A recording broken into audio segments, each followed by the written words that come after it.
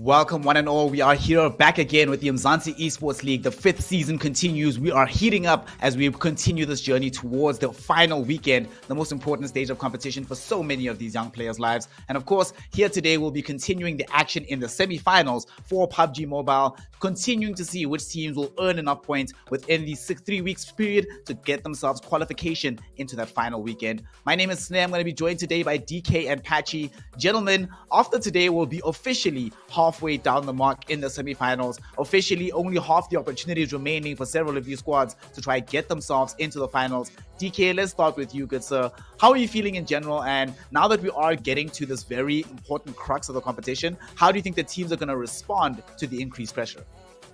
Well, I got to say, I'm quite excited. I mean, just based on what we saw coming through from last week, we have seen a major jump in performance coming through from the teams with regards to the overall appearance we had coming in group stage, right? We had some pretty phenomenal matches happening, and I'm quite excited to see how the teams are going to continue to push that evolution through the semi-final stage. I do think as we get closer to the end of the semi-finals, teams are going to start upping their performance even more so, but who those teams are, we don't know just yet.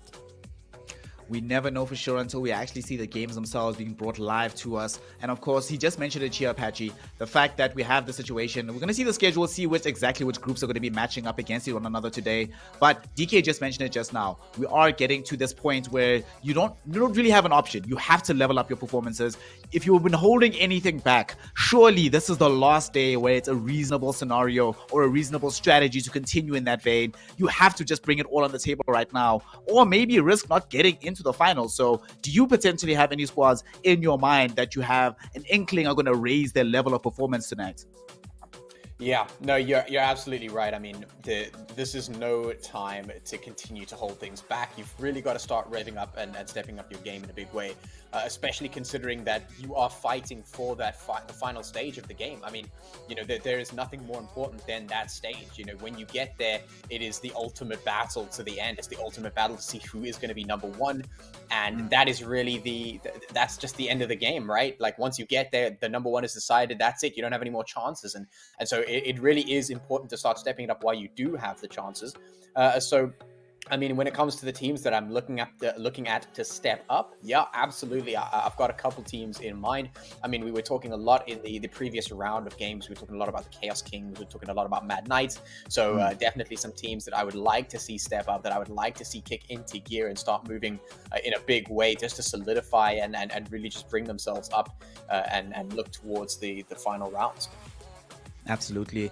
Here we see the prize distribution that all of these teams are going to be reaching for in trying to reach up these performances. Make sure that you're earning the maximum amount out of this $15,100 prize pool that's being brought to you here by Nodwin Gaming.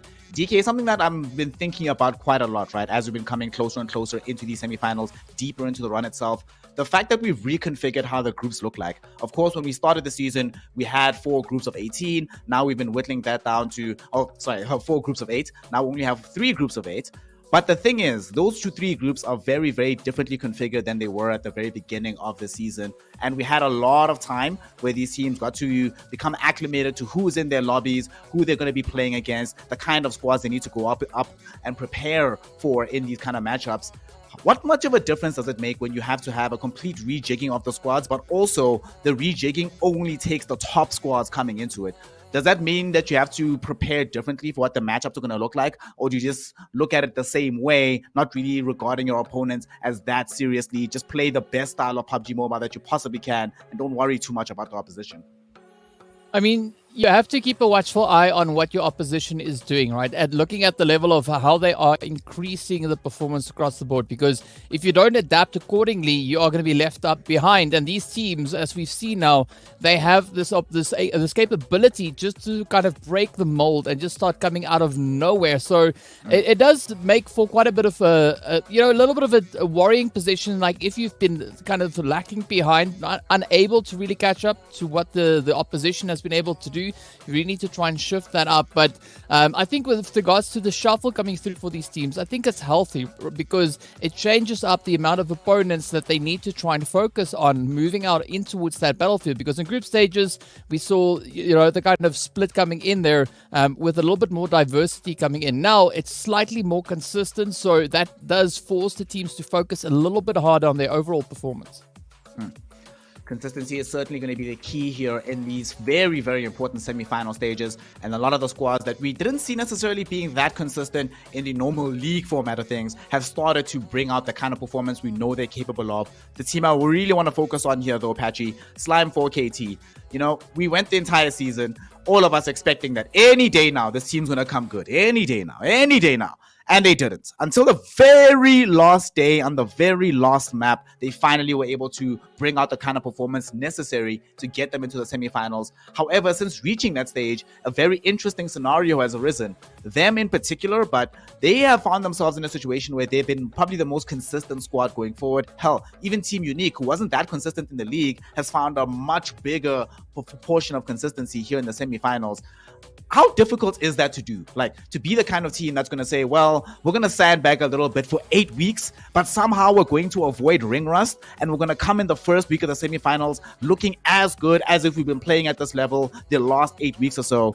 It's extremely difficult to do. Talk to me about what you think is necessary in terms of ingredients within the squad to make that kind of transition happen from having somewhat poor, inconsistent performances to being super dominant once you get to the all-important playoff stages. Yeah, look, I mean, I think a lot of that is coming down to a decision, of the team. I think there is definitely a little bit of coordination on that front. Maybe not as much as to, answer for the entirety of that, the 8 weeks of lackluster performance that we saw from them. But definitely is a somewhat conscious decision saying, okay, guys, let's play a little bit back here. Let's not overexert ourselves. The one thing that I was very worried about seeing is that they did take such a long time to come online. Like you mentioned, it was literally the last day, the last map. And they also scraped by. If you look at the overall sheet, the leaderboard from those group stages, you'll see that they barely made it in, just barely making enough points to scratch through to get into this round, to the semifinals. And that is worrying. I mean, of course, that you never want to see a team that has just barely made it in, because then, of course, you can always ask the question, were they ever in a position where they weren't going to make it? Were they going to maybe fall out of this team, maybe not making it next season? So it is always worrying when that happens. But to see them come back, to see them get in and start playing a little bit more consistently is definitely more in line with what we expect from them. I mean, we spoke a lot about that earlier in the group stages, how we definitely can expect a performance from the likes of 4KT to step up, and quite a few other squads as well, as you mentioned, actually doing the same thing. When it comes to that, I think it definitely comes down to the team starting to really turn things on in terms of the group, and just make sure that everything is running smoothly. That obviously comes with a lot of practice behind the scenes, a lot of team play behind the scenes, making sure that they don't lose any of that tempo that they have building up. Because if you're going to play very much back and you're not going to show your hand in the group stages, then you definitely want to make sure that you are tip-top condition when you do eventually flick that switch and start to go in full steam ahead. Yep, absolutely. And speaking of sports team ahead, as we see the overall rankings right now, DK, some of the squads that will be in action tonight have only played 4 games up until this point. Of course, Slime 4KT and Rilla Insider have done enough with those 4 games to still find themselves in the top 8 position. So as it stands right now, their position going into the final weekend is pretty much secured. But of course, anything can still happen in these next couple of days of action here in the PUBG mobile side of things. One thing I really want to talk to you about though, right, is the fact that you have some of these squads like Sincerity, Underrated Esports, who have the opposite problem, who have played 8 games but still find themselves at the very edge of being considered going into the finals weekend.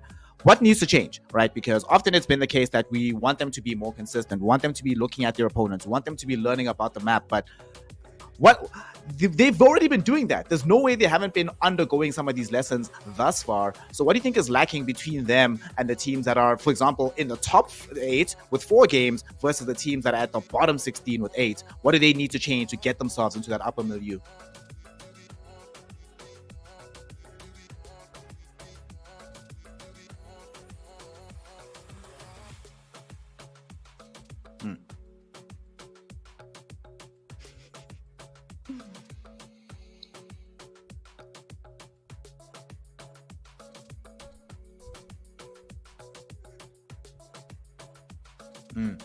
the focus going all the way through is going to be of utmost importance. So we're going to be seeing whether or not those squads will be able to recalculate, reconfigure themselves, and figure out exactly how to make that happen. Something that I found very interesting here, Apache, though, is when I'm looking at the distribution of points. We started seeing throughout the league format of things that the distribution from the very top echelon versus the bottom was extremely stark. And we had this feeling that, you know what, once we get into the semifinals and deeper into the playoffs, that particular dynamic would start to be upended a little bit, would have a bit more of an even distribution. Regrettably, that has not been the case. It's still been the case that like the dominant squads are extremely dominant. And yes, the names of those squads are very different. It's been somewhat bizarre exactly how the configuration has been. However, I'm going to give Patchy the opportunity to think about exactly what needs to change between these squads as we get into the game itself, because the opening map of the evening, Erangel Part 1, the first of 4 maps, is now at the ready. So let us get into it. Here it is Group A versus Group C. The winning team, of course, gets themselves deeper into the leaderboard, but more importantly, the winning team will be impressing Patchy and DK. So, gentlemen, take it away on the mic. I'll talk to you after the game. Yes, indeed. We're going to head into match number 1. Thank you so much there. We will find ourselves in Erangel, of course. We don't expect anything else. Our bread and butter map number 1 to start things off, to warm up these teams and get them ready for spaghetti. Now, what I want to say is, in response to that, definitely we have seen some teams pull ahead. And I think that's a bit of a symptom of the fact that we had so many teams holding back, DK, in the group stages, that now suddenly they're springing ahead, catching a lot of these other teams off guard and starting to pull very much further ahead than a lot of these other teams expected.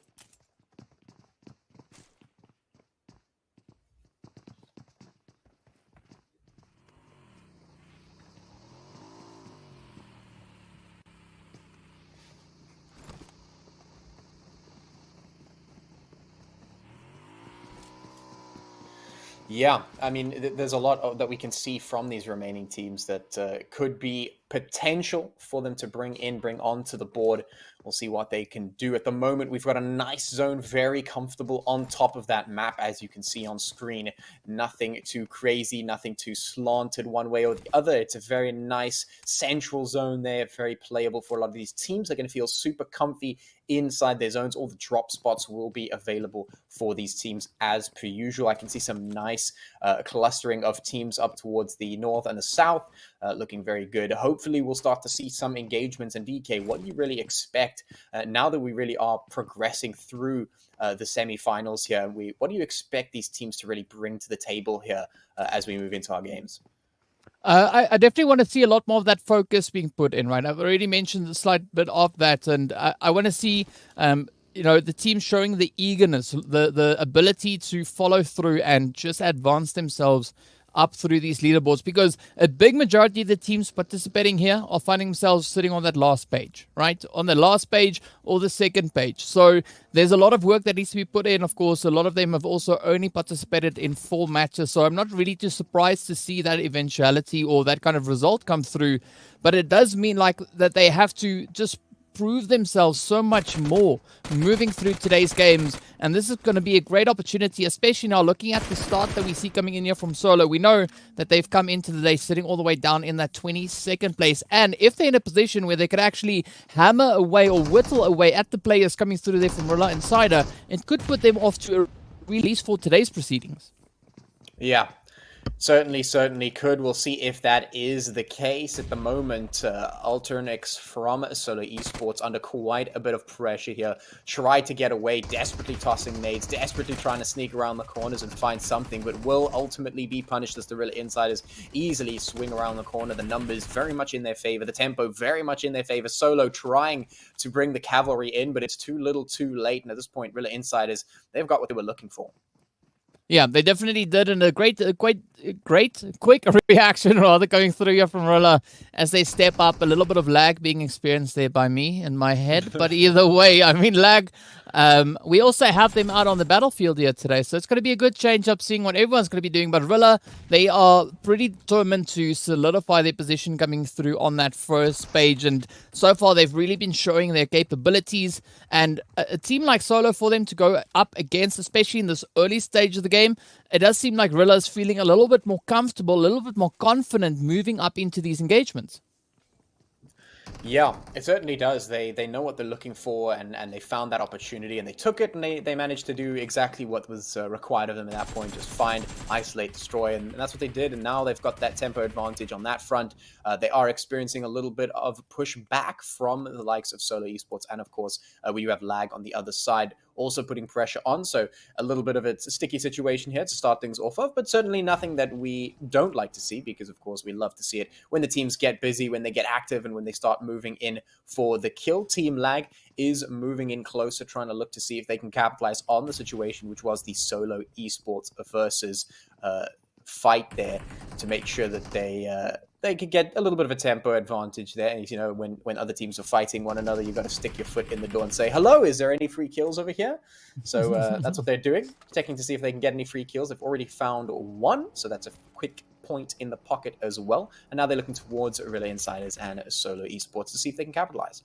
Yeah, and I mean, that's kind of the flavor of the day, right? Teams are going to be looking to find any and all opportunities available to them. Lag also going to be looking to kind of just crack this one wide open, but unfortunately, it is going to be an absolute bloodbath as Rilla are just asserting their dominance here. First, trading off a few hits over on towards the players there from Solo Esports, but now Lag stepping up into the mix. We can see Berserk just holding strong, trying to see if they can maybe just get those raises up. Meanwhile, the players there from Solo are going to be using that opportunity to get themselves just out of that pressure situation.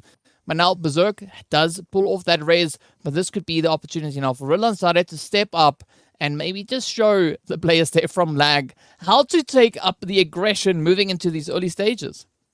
Yeah, certainly could be. Right now, Rilla Inside is preparing for that push. They're making sure they're getting those meds in as quickly as they can to prepare for that inevitable eventuality where Lag decides to push up. Although they don't have to, they can still pull back if they really want to, although it does look like they are really keen to get in for this one. You can see 1-9 looking for that cheeky angle, almost finds it, but doesn't quite. They're definitely looking for their foot in the door, looking for their way into this fight. Right now, Rilla Insiders still have a decently defendable position, but it just takes one moment of slip up for Lag to be able to capitalize on that and move straight on in for the kill. They just got to find that moment. Of course, they do have to worry about the flanking that is coming through from Rilla Insiders. They lose one, but they get one back in return. Slay coming through to knock 1-9 and should be able to get the kill. He will indeed get the kill. Now can come outside for the res, so that's a big move from the Rilla Insiders. Quite huge, especially if they get this res. Berserk doesn't want to let it happen, though. He wants to move up as quickly as possible. He's looking for that timing, and he will find it, but he's going to lose the fight, but ultimately the reinforcement from the rest of the team, their fantasy coming in clutch, and Rilla Insiders will be the first team to get taken out here in map number 1. I mean, that was a beautiful play to come through, though. Yes, even though we did see the players from the side of Rilla falling to the aggression being showed here by Lag. I mean, Rilla held up relatively well, right? Because they were taking the engagements coming through a Solo. Next up came Lag. But unfortunately, Lag was just able to utilize the positioning a little bit better, coming in, capitalizing on that third party and the fact that there was already quite a considerable amount of damage being dealt over towards them. But now, Lag off to an absolutely phenomenal start. As we know, they came into today sitting all the way down in that 19th position. But if they continue on with the momentum that they're starting to build already in this early stage of the game, it could be quite a substantial day for them, placement-wise. It could certainly be. I mean, there's a lot of potential. A lot of stuff can still happen here in the games. We do have plenty of games up ahead of us.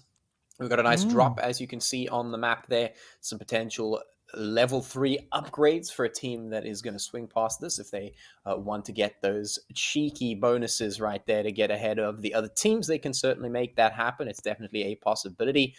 We do see the zone has rotated slightly up towards the northwest, and that is going to force a couple of the teams to move out of position, out of their comfort zones, but most of the teams will be A-okay with the current positioning. Blue zone, of course, starting to move in very, very slowly, and things are starting to consolidate closer and closer. We've still got plenty of teams on the board, plenty of players remaining to get those fights going, and I think we should be starting to see a few happening as this zone does start to close in and push these teams a little bit closer. I think now these teams should be able to find a few of those pieces of loot that are missing from their kits and start to get ready for the fights that will be happening soon.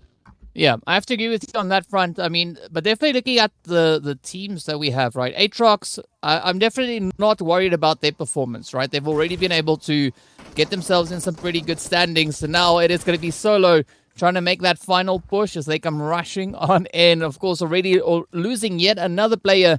And now it's all down to Indiags to try and show us what they can bring on through. But chooses a very difficult position to actually rotate right up in towards the players there from Mad Knight, just on the opposite end, welcoming them through with open barrels. And that's going to be a very, very difficult position to make any substantial gains from. But again, looking at Aatrox, I like this position, stepping up into the compound here, claiming it for themselves, and looking at that the rotation that has come through from the zone itself, that could be quite a substantial essential anchor point to be holding for the time being. And of course, speaking about anchor points, Desert Flame also situating themselves right there over towards that water town. So quite a few angles to be utilized. And of course, now Mad Knight, they're going to be looking to find those final sprays up in towards the players here from Solo. Yeah, they could certainly be looking for that, and we'll see if they can manage to get that done. Of course, for the moment, we're going to be looking at a Mad Knight moving around here, getting themselves into position. Zone slowly closing on in. I see a lot of teams down in towards the south. When it comes to Mad Knights, I must say, they had an absolutely stellar group stage performance, and it definitely looked like they were going to be quite a contender here in the semi-finals. And they haven't done too badly. I think we saw them on the second page of those overall standings, or maybe the third page, if I'm not mistaken. And certainly not a horrible performance from them. I think it may have been page 2. So definitely not bad per se, but I was definitely expecting a little bit more from them, DK. Mad Knights in particular, definitely a team that it looked like they had quite a lot going for them. Do you think it's the other teams stepping up here that have really made their life difficult, or do you think they're maybe holding a little bit back like some of the other teams were in the group stages? I think it's a little bit of both, right? Not only is it the other teams that have kind of changed up their play style, it's also, right, you still don't want to let everything out of the sleeve just yet. You still want to keep a little bit of those tricks hidden until you get into a position where you could actually utilize them to their fullest potential. But again, I think Mad Knight just in a position where they're looking to make the necessary adaptations, right? Trying to get a good assessment of what the rest of the lobby is bringing in and how to best kind of apply themselves to those approaches. But of course, the sooner the teams can react to that, the sooner they'll be able to benefit from that. But again, also Mad Knight, I'd kind of put them in the same slot as I would put Aatrox, right? I'm not really too concerned about either of these teams, as they've been able to show some really good potential, at least so far within this group stage, solidifying themselves up in 12th and 13th position, only 1 point separating both those teams. But now, as we can see, Ammo definitely knows how to utilize that vehicle as they take down the final hopeful there for Team Lag. Yeah, getting rid of that and adding a quick point into the pocket as well. Not too bad at all at the moment. Mad Knights do have 3 points for themselves, so starting to get a little bit of momentum for themselves in this match, and maybe starting a little bit of that comeback that Snare was talking about, that Snare was looking for some of these teams. At the moment, EFX, though, is getting into a little bit of a tussle there with Your Killer Is, who have decided to move on into this compound. Carmel just looking to get out of the way of those bullets, and does manage to successfully do so for the time being. But EFX now completely aware of YKI's positioning at the moment. Of course, Your Killer Is does also know where EFX is at the moment. Sprinkles in the crosshair of Carmel, but he is fine for the time being. Nothing too crazy. Carmel will just get the healing back on in for himself and get ready for the potential fight between them and EFX. And Your Killer Is, of course, we'll see if anything happens on that front, because 4KT does seem to be in the distance as well. And you know, when 4KT are in the area, you definitely got to be on your best, because you start to let up and they're going to slip through those cracks, DK. Yeah, I mean, I think today's lobby is going to be a pretty tough one for the teams to find some really strong momentum in. I mean, we've got Slime in here, we've got Rilla Insider, and the players there from Team EFX, who've all been able to bring in quite a dominant performance with only 4 matches. And now looking at Your Killer Is, it's also a team that I think has great potential to really advance themselves much further up the overall standings. But it's going to take quite a bit of concentration, focus, and effort for the team situated further down to try and replicate the efforts of the others that have already been able to situate themselves so exceptionally well on the overall ranking. So, I mean, I'm curious to see what the players here from Yorkile is going to be doing. A good position that they've moved into. It's great to utilize this extra coverage being provided by the region here of Rozhok, but they need to be very careful as to how they take this approach, because they're going up against two very formidable forces here. EFX all the way down on that southern edge, and then, of course, as we saw, Slime just holding over to the edge. And now with the addition of that zone taking a shift down to the southern portion of the playable area, it is going to be somewhat challenging for a lot of these teams, not only your killer is, to get themselves into a good position moving into this next phase. Yeah, it certainly will be. That southern shift making it very difficult for a lot of teams, because you know, if it were slightly closer, or maybe a more clear passage of rotation, it would just be so much better. But these teams are forced to make very difficult decisions. They've got to get those rotates going as soon as possible, which opens itself up to the third parties, as we're seeing EFX jumping on the gun already to try and capitalize on that. But everyone's got to get a move on. Everyone's got to start moving down into the south, into that zone. And of course, the teams that are already there, they've got the upper hand. They're ready to defend this position. They're ready to grab the best spots for themselves and really dig in for the next couple of zones. Because, I mean, there's a good chance that if you're in the center of the zone right now, you'll still be in the next couple of zones as it moves forward. And so, I mean, right now, it's just an absolute fight. Solar Esports now moving in with that shotgun, but it's not going to be enough. Just instantly taken down by Swag, and the fights are starting to break out. Chaos Kings looking towards BBC. For luck, going to fall immediately to Minato's crosshairs, and things are definitely looking to be a very difficult fight for these teams that are trying to edge their way into zone.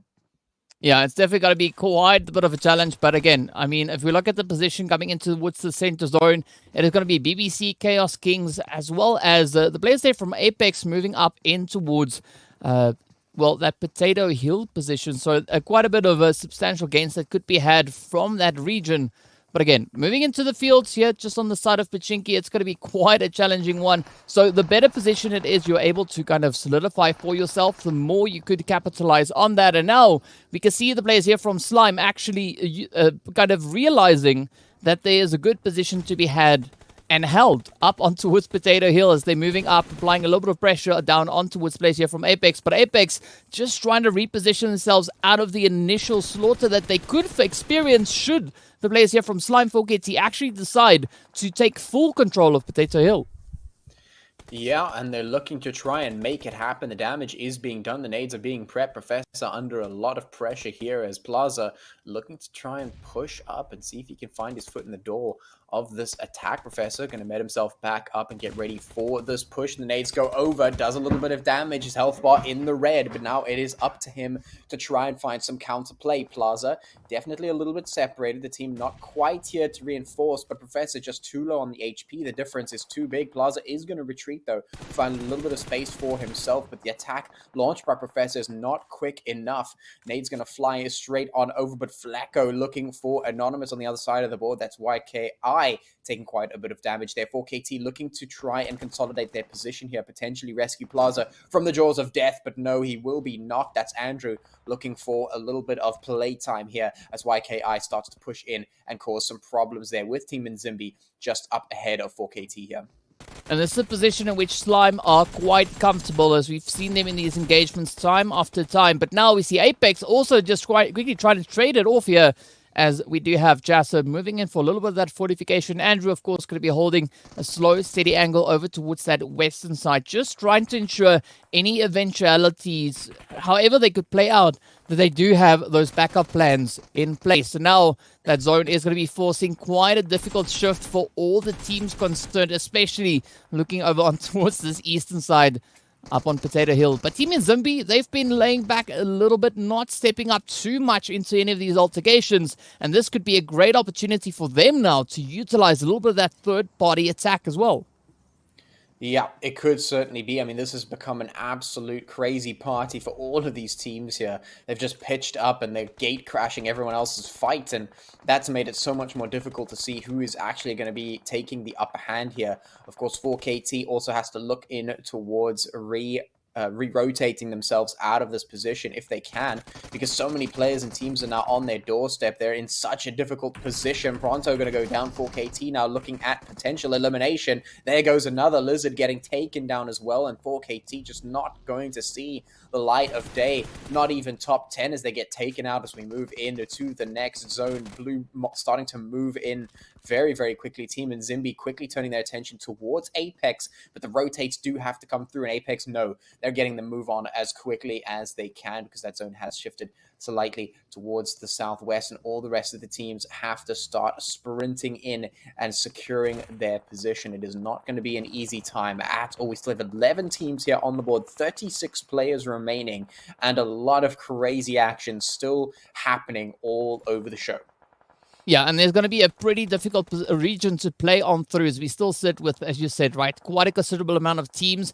Not a lot of space left for anybody really to utilize, with only a select few compounds being available as the teams look to get themselves established. And I'm really liking that angle that BBC has kind of decided to acquire, holding on to one of the only compounds within this current zone, but an absolutely devastating performance coming through on that western side as the players there from EFX get taken right on down. A little bit of a helping hand being brought through there by BBC, but of course the team there from Fear really contributing to the carnage.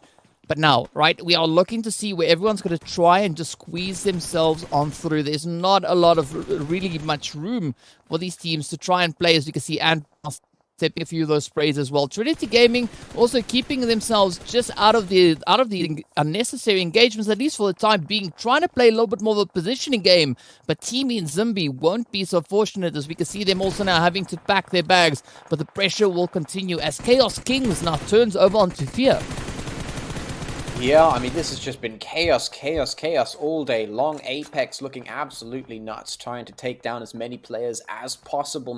Mad Knights also starting to move in. The Chaos Kings have been also just putting themselves on the board here, trying to find as many of those kills in the pocket as possible. Desert Flame Esports now slowly crawling over towards Ammo.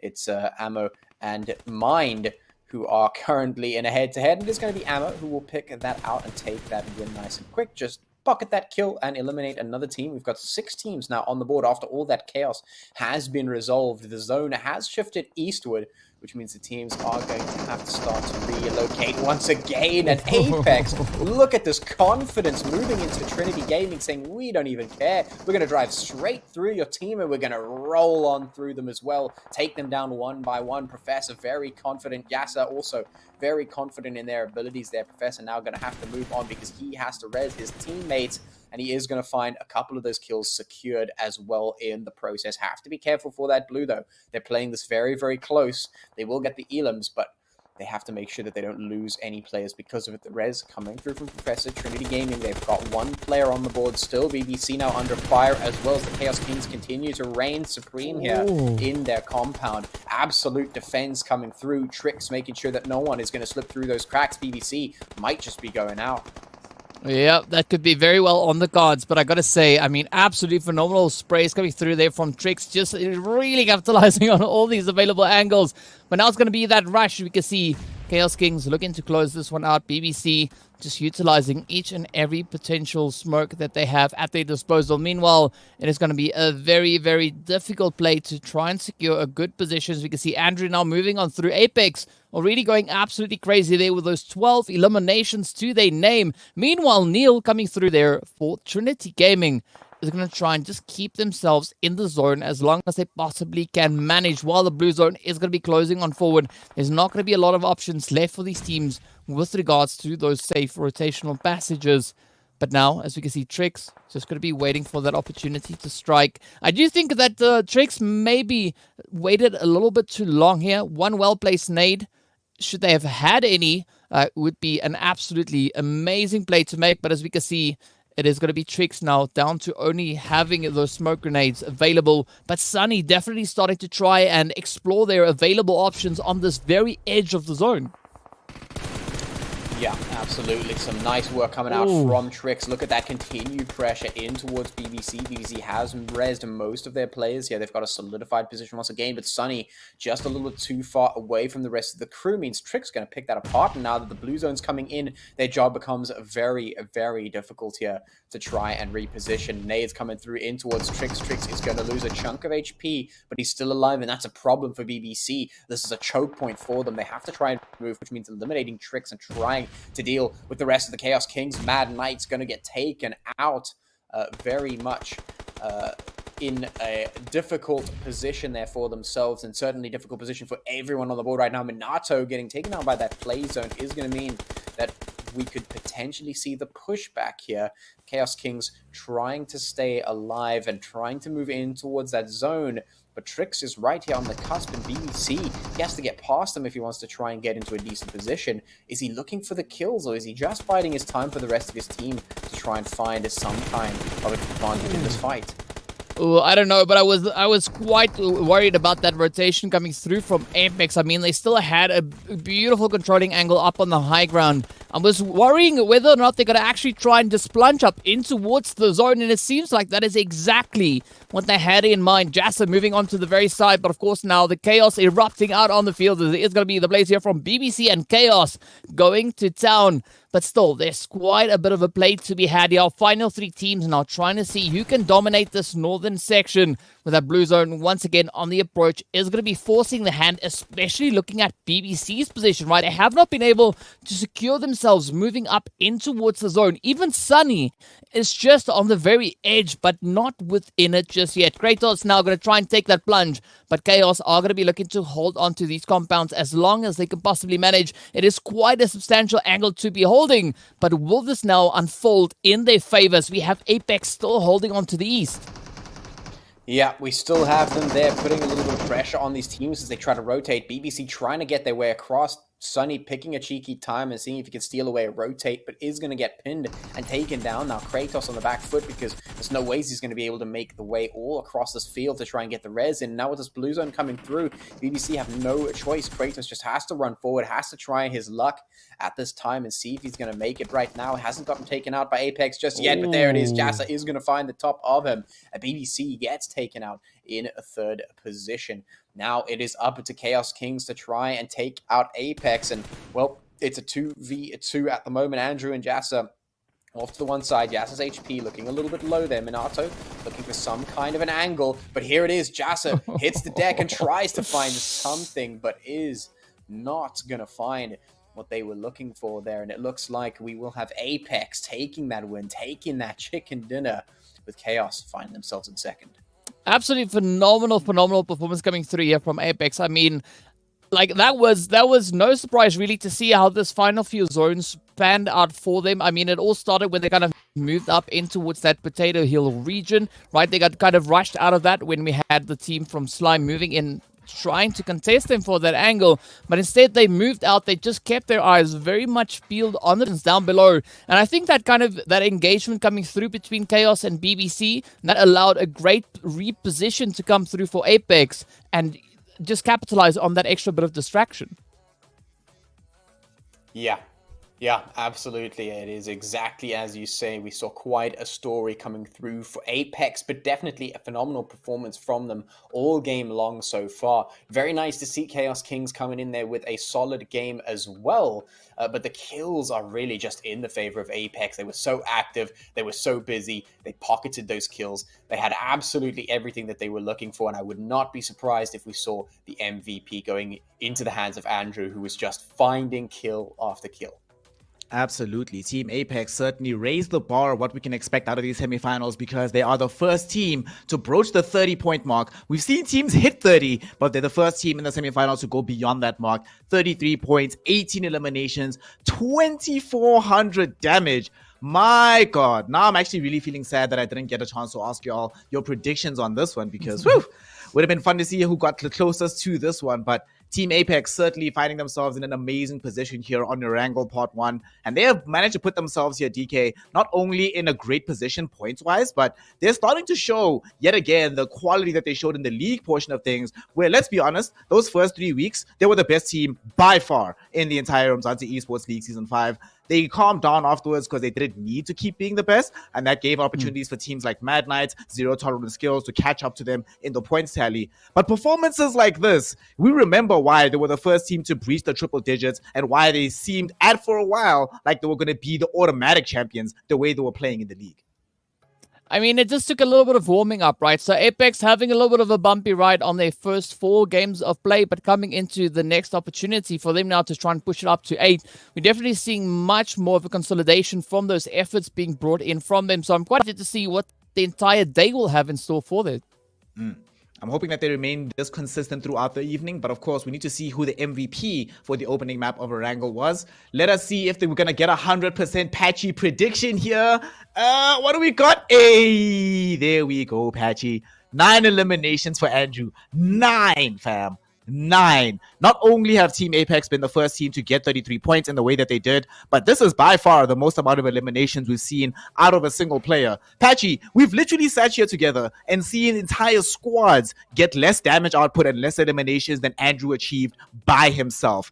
Man, this must feel so good for the rest of Team Apex to have a player like him on the roster. Yeah, I mean, it must be, and it is the time to start stepping up. I mean, you know, we were talking about teams starting to turn up their game, step it up a lot, very much in this half of the semifinals, moving in towards the finals. And I mean, if there's ever a way to do it, this is the way you want to do it. You want to activate your key players. You want to activate the rest of your team. You want everyone to be well-oiled, performing their functions, performing their roles. And when it comes to getting those kills, Andrew seems to be very much on point, dishing out the damage, dishing out the eliminations. As you say, we have seen teams get less than this guy has gotten in a single match. And so definitely they have come to play, and Apex are the Apex Predators right now, sniffing out that blood, going for the throat. And that is exactly what we want out of these teams here today. We still have plenty more maps left to see if they're going to continue that streak. But certainly right now, Apex looking scary. They are certainly looking like the team to beat right now within the lobby. So everybody needs to be paying attention to exactly how they performed here. And of course, they are going to be finding themselves healthily rewarded in the points tally off of this matchup. So we did see that they were able to accrue 33 points for themselves. Let us see how things look for the teams right beneath them. Patchy, you'll be happy to see 19 points for BBC. Shout out to them. Chaos Kings getting themselves 18, 12 placement points, 6 eliminations. And of course, Mad Knight coming out with 12. But yet again, DK, I've been talking about this week in, week out. The drop-off, fam, from these top 3 to the rest of the pack it's actually getting a bit bothersome to me. Before, it's like, all right, I can sort of see the situation, but now everybody should be aware of what everyone else is doing. You should have practiced your strategies. You should have looked at all of the replays. But nonetheless, we still have this major chasm between the best teams and the rest of them. So let's say you're a Desert Flame Esports, a Rilla Insider, a Trinity, teams that are, unlike Fear, because Fear is at the very bottom of the pack right now, these teams still have a realistic shot of getting into the top 16 off of a basis of a strong performance tonight. What can they do to bridge the gap? Or rather, actually, the better question would be, what did Apex, BBC, and Chaos Kings do differently that the rest of those squads need to pick up on? They cranked it up. That's what they did, right? They came in here. They decided that they are not going to settle for a position lower down on that overall rankings. They want to try and push for the top and try and maintain an overall aggressive approach, right? I mean, BBC coming into today, they started off in 10th place with 40 points. Now they add an additional 19 to that. I mean, Chaos Kings, they went far away, just sitting in 15th place with 35 points. So we know from what we've seen from that first week of play up in the semis that the teams really possess the capabilities to bring in quite a bit of an impact into these standings. And should they decide to do that, they can really bring in quite a bit of a disruption. So I think it comes down to the mentality of these teams moving in. I mean, it's quite surprising Desert Flame only picking up those 6 points and only seeing them sitting on a grand total of 26 points before this match started. So I definitely want to see a little bit of improvement coming in across the board as well. The thing I really want to see, though, Apache, is the fact that right now, he just mentioned Desert Flame Esports only getting 6 points out of this game. The scary thing is that those 6 points still put them in 7th position. Everybody else beneath them getting less than 3 or less, right? Team Lag on 3 and 9th position, Slime 4KT 2, Aatrox 2, EFX 2. It's especially troublesome for teams like Slime4KT and Aatrox, who were posting up some decently consistent results in the weeks prior to this. But look at this. Like, so few points on the second page. This cannot be good for team morale, knowing exactly how much you have to do going into the next round. But the team I really want you to talk to us about is the team at the bottom, Solo Esports, a team who, like Team Apex, who's now sitting very high on the leaderboard, they came into these semifinals one of the best rated squads. They came, I think were they first or second? Very high up on the overall ranking board before the semifinals started. However, that same consistency has not translated into this playoff stage. And week on week on week, they've been consistent, but it's been consistently poor performances. What can they do to try and get back to their winning ways in the same way Team Apex was able to do it? You know, Team Apex sandbagged for like 5 weeks. They came back incredibly strong. Solo Esports were on top of the world for 8, but now they're not doing anything. What needs to change internally for the squad to get back to the top? Yeah, I mean, first of all, they have to obviously overcome that streak where they're going through right now, where, of course, they're not finding themselves in the spot that they want to. And, of course, as we check those overall rankings, we'll be able to see that Solo Esports, having come off of a really great group stages, not finding themselves where they are looking for. I mean, you can see we've got the likes of Blackjack Esports up here in that first position overall rankings, looking very nice for them. And, of course, them being the team that are closest to hitting the triple-digit score. So they're very, very close to that. They've got their 8 matches in, of course, just as Mars and Unique as well as ZTS have.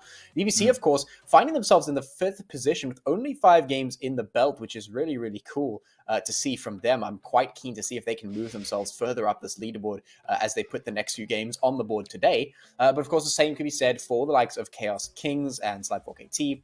But when it comes to a team like Solo, I mean, you've really got to firstly overcome that streak, say, all right, let's reset, let's, refocus. And as DK said, let's actually just step up. Let's actually just get back on the grind. Let's just step up today and perform and find some innings where we're actually looking for it.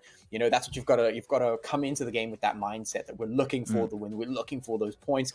It's not going to be freezy points like in the group stages where, as you were saying, a lot of teams were sandbagging, a lot of teams are holding back. Now you're really tussling with the teams that are starting to turn on. They're starting to switch on their absolute star players like Andrew in the hands of Apex. And when those teams are activating their key players, you have to activate your key players. So of course, if we move on to the next page, you will see the teams that are also keeping themselves consistent in terms of making sure that they are not slipping down too far on the board. We've got the likes of Mad Knights and, of course, Apex with a stellar performance there in game number 1. We've still got Rilla Insiders, Trinity, and EFX that they have games to play today. Sidemen have already put their 8 on the board and have lost a couple of placements because of all the rest of the teams moving up. We've got Aatrox as well, who are still to put a few more games on the board. So they are comfortable, they're okay, and they still got a little bit of work to do to maintain their positions. But as we move on into the next few pages, we're going to start to see the teams that are not feeling so comfortable at all. And of course, one of those teams, as you mentioned, is Solo Esports, who do definitely need to start activating themselves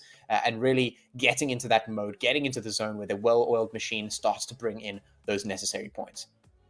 Unfortunately for well-oiled machines, DK, we are going into Sanhok as our next map tonight, and that is the map where plans go to die. Strategies just completely evaporate once you end up dropping into that particular map. So some of these teams, of course, we know that they have the necessary quality just in terms of in eliminations, in terms of being able to make quick moves on the map, bringing down opponent squads.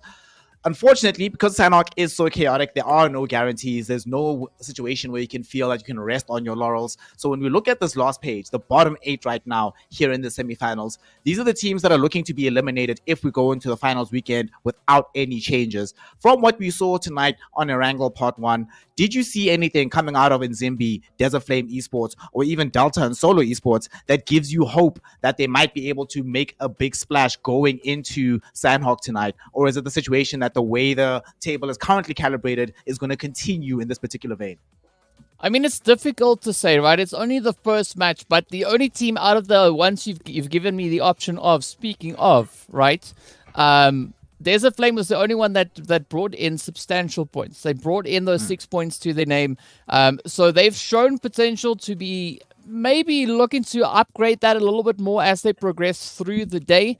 but we have not yet really seen a lot coming through from Solo or Team Umzansi, especially in this very first match. So whatever changes they are looking to bring on in, they definitely have to bring it in from the second match, because there's no time for delay anymore. They have to step it up and just give it everything that they can bring. Actually, speaking of the fact that we're going into the second map, right? We do, of course, have 4 maps this evening. How do you feel about this? The fact that I've asked everybody else, I don't think I've asked you just yet, but how do you feel about the fact that we have double Erangel versus double Miramar or double Sanhok? What impact does this have on your strategic planning for the day's events, given that it would have been very different if it was double Sanhok, of course, but what's your feeling? Who does it benefit actually having double Erangel in this situation? And what do you think teams need to do to try and calibrate the best kind of strategies going into the double matchup? Do you hold back on map 1, unleash on map 2, or do you just say, whatever, play your best no matter what?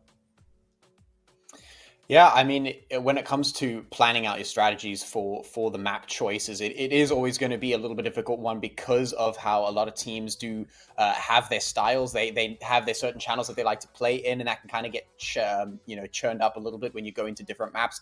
You've already mentioned that Sanhok can be a little bit of an upset for some of the teams, and we've seen that time and time again, proving true every time. The teams that are performing really, really well on a lot of the other maps fall short when it comes to the Sanhok map, and vice versa. Some of the teams that have been struggling do find a foot in the door when it comes to points on the map like Sanhok. So I think when it comes to planning out how you're going to take it, play to your strengths. And then take what you can get when it comes to the maps that you're maybe not so confident on, or the maps where you're feeling like there other teams can try to get ahead, or you get caught out, especially in a map like Sanhok where you can get tripped up really, really easily. Don't take it too hard. Don't take it to heart. Focus in on your strengths. Focus in on the places where you know you can perform as a team. Take the points where you can get them. And then just give up the points where you know that fighting for them is not necessarily the end of the world. If you win Erangel and Miramar, then what's the point? There's no real big deal in losing Sanhok. And I think we have seen from a lot of the teams that we are expecting to perform, at least, they are definitely capable of putting points on the board regardless. So I think that we'll still see a decent performance out of them, even if we're on a map like Sanhok where they are not so great. I think we'll still see them racking points on the board. And like I said, even if they don't, not the end of the world. Play to your strengths, and you should be A-OK moving into the finals. Absolutely. I mean, DK, he mentions it there, right? Sanhok, one of these maps that you can't always plan for. Creating strategy is much more important to try and deploy them on Miramar and or Erangel. But since we are going to be going into Sanhok, and we are going to be experiencing some incredible chaos going into that map as per usual, tell me, before we go to a quick break here, which team do you expect to be doing really, really well? Or rather, actually, no, let's make it a different prediction. How many kills are going to be happening for the winning squad on this map here of Sanhok once we get into it? Ooh, I'd probably say at least 12. At least 12 eliminations. Ooh, at least 12. I mean, we just came from an 18 matchup here from Team Apex, so 12 certainly not out of contention. So we're going to be seeing whether or not 12 kills will happen on Sanhok. But before that, we are going to be taking a short break here in the Umzansi Esports League. When we return, PUBG Mobile action will continue. So don't go anywhere, and we'll see you in just a moment.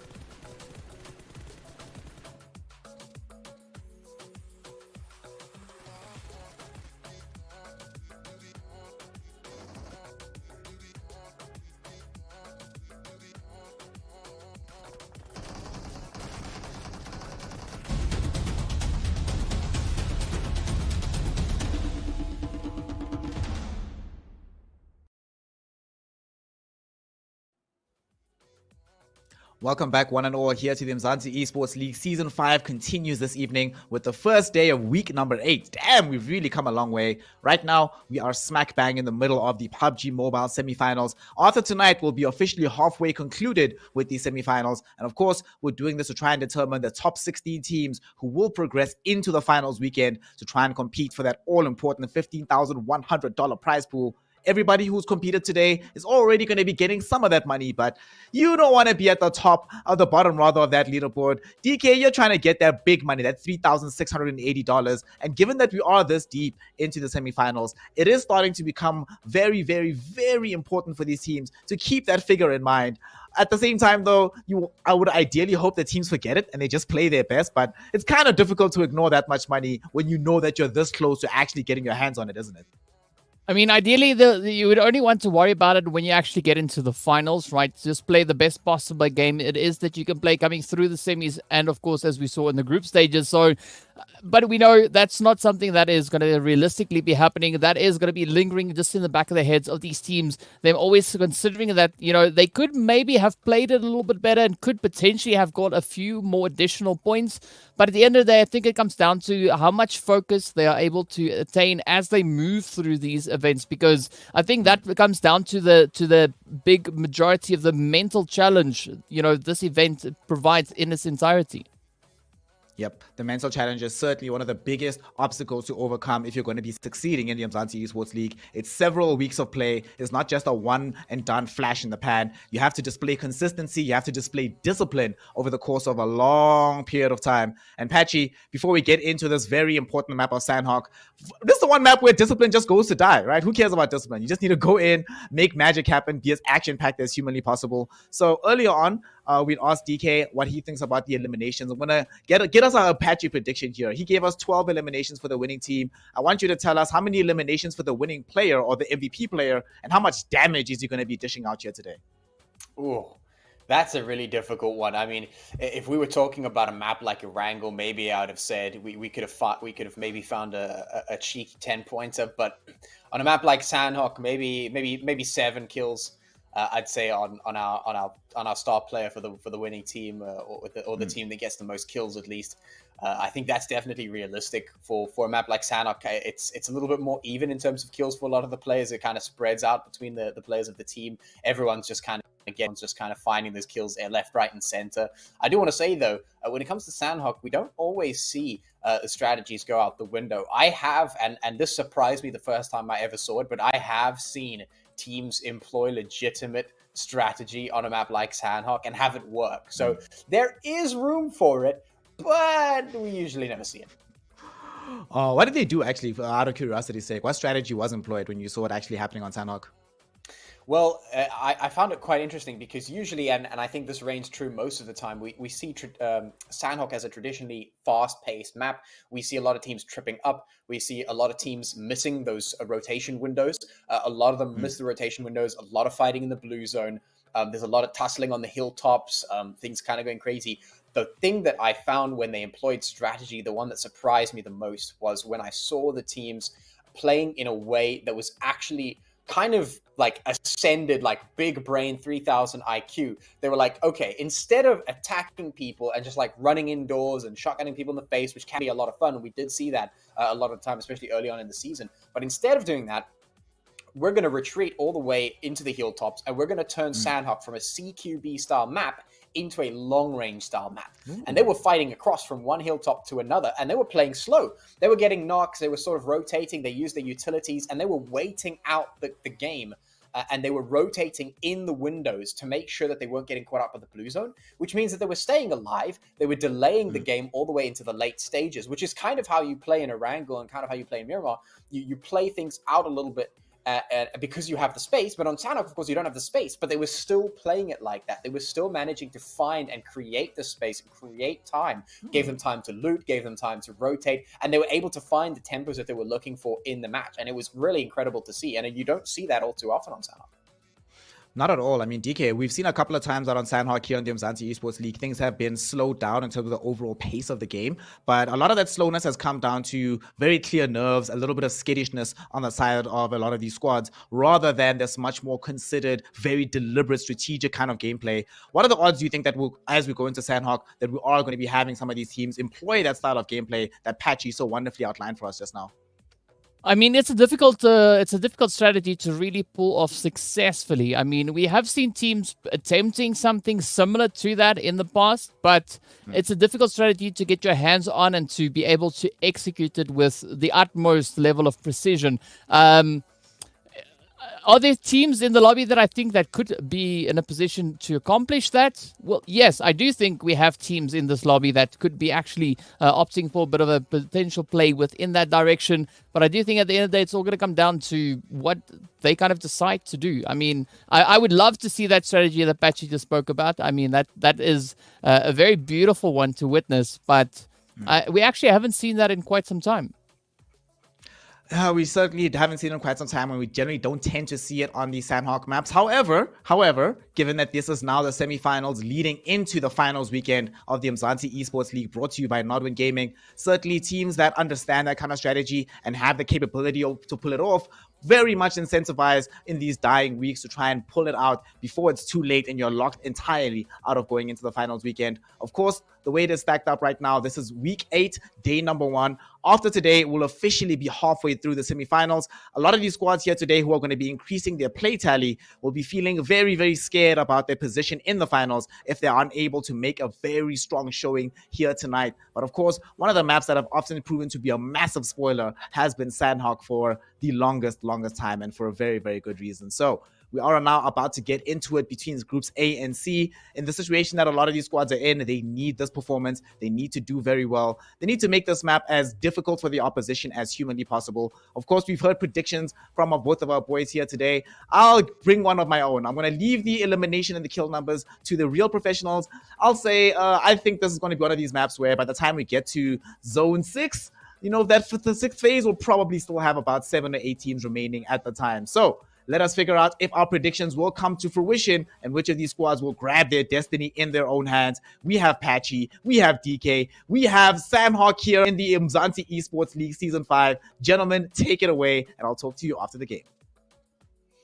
Thank you so much, Snare. Map number 2. It is, of course, Sanhok that we have not stopped talking about for the last couple of minutes here, talking about how we are going to see some potential chaos coming through here, as we usually do. This is very much the upset map and has been all season long here. And if there's ever a time for these teams that need to find the points, to find those points, this is where they do it. DK, are we going to start to see some of those teams come through and find those points?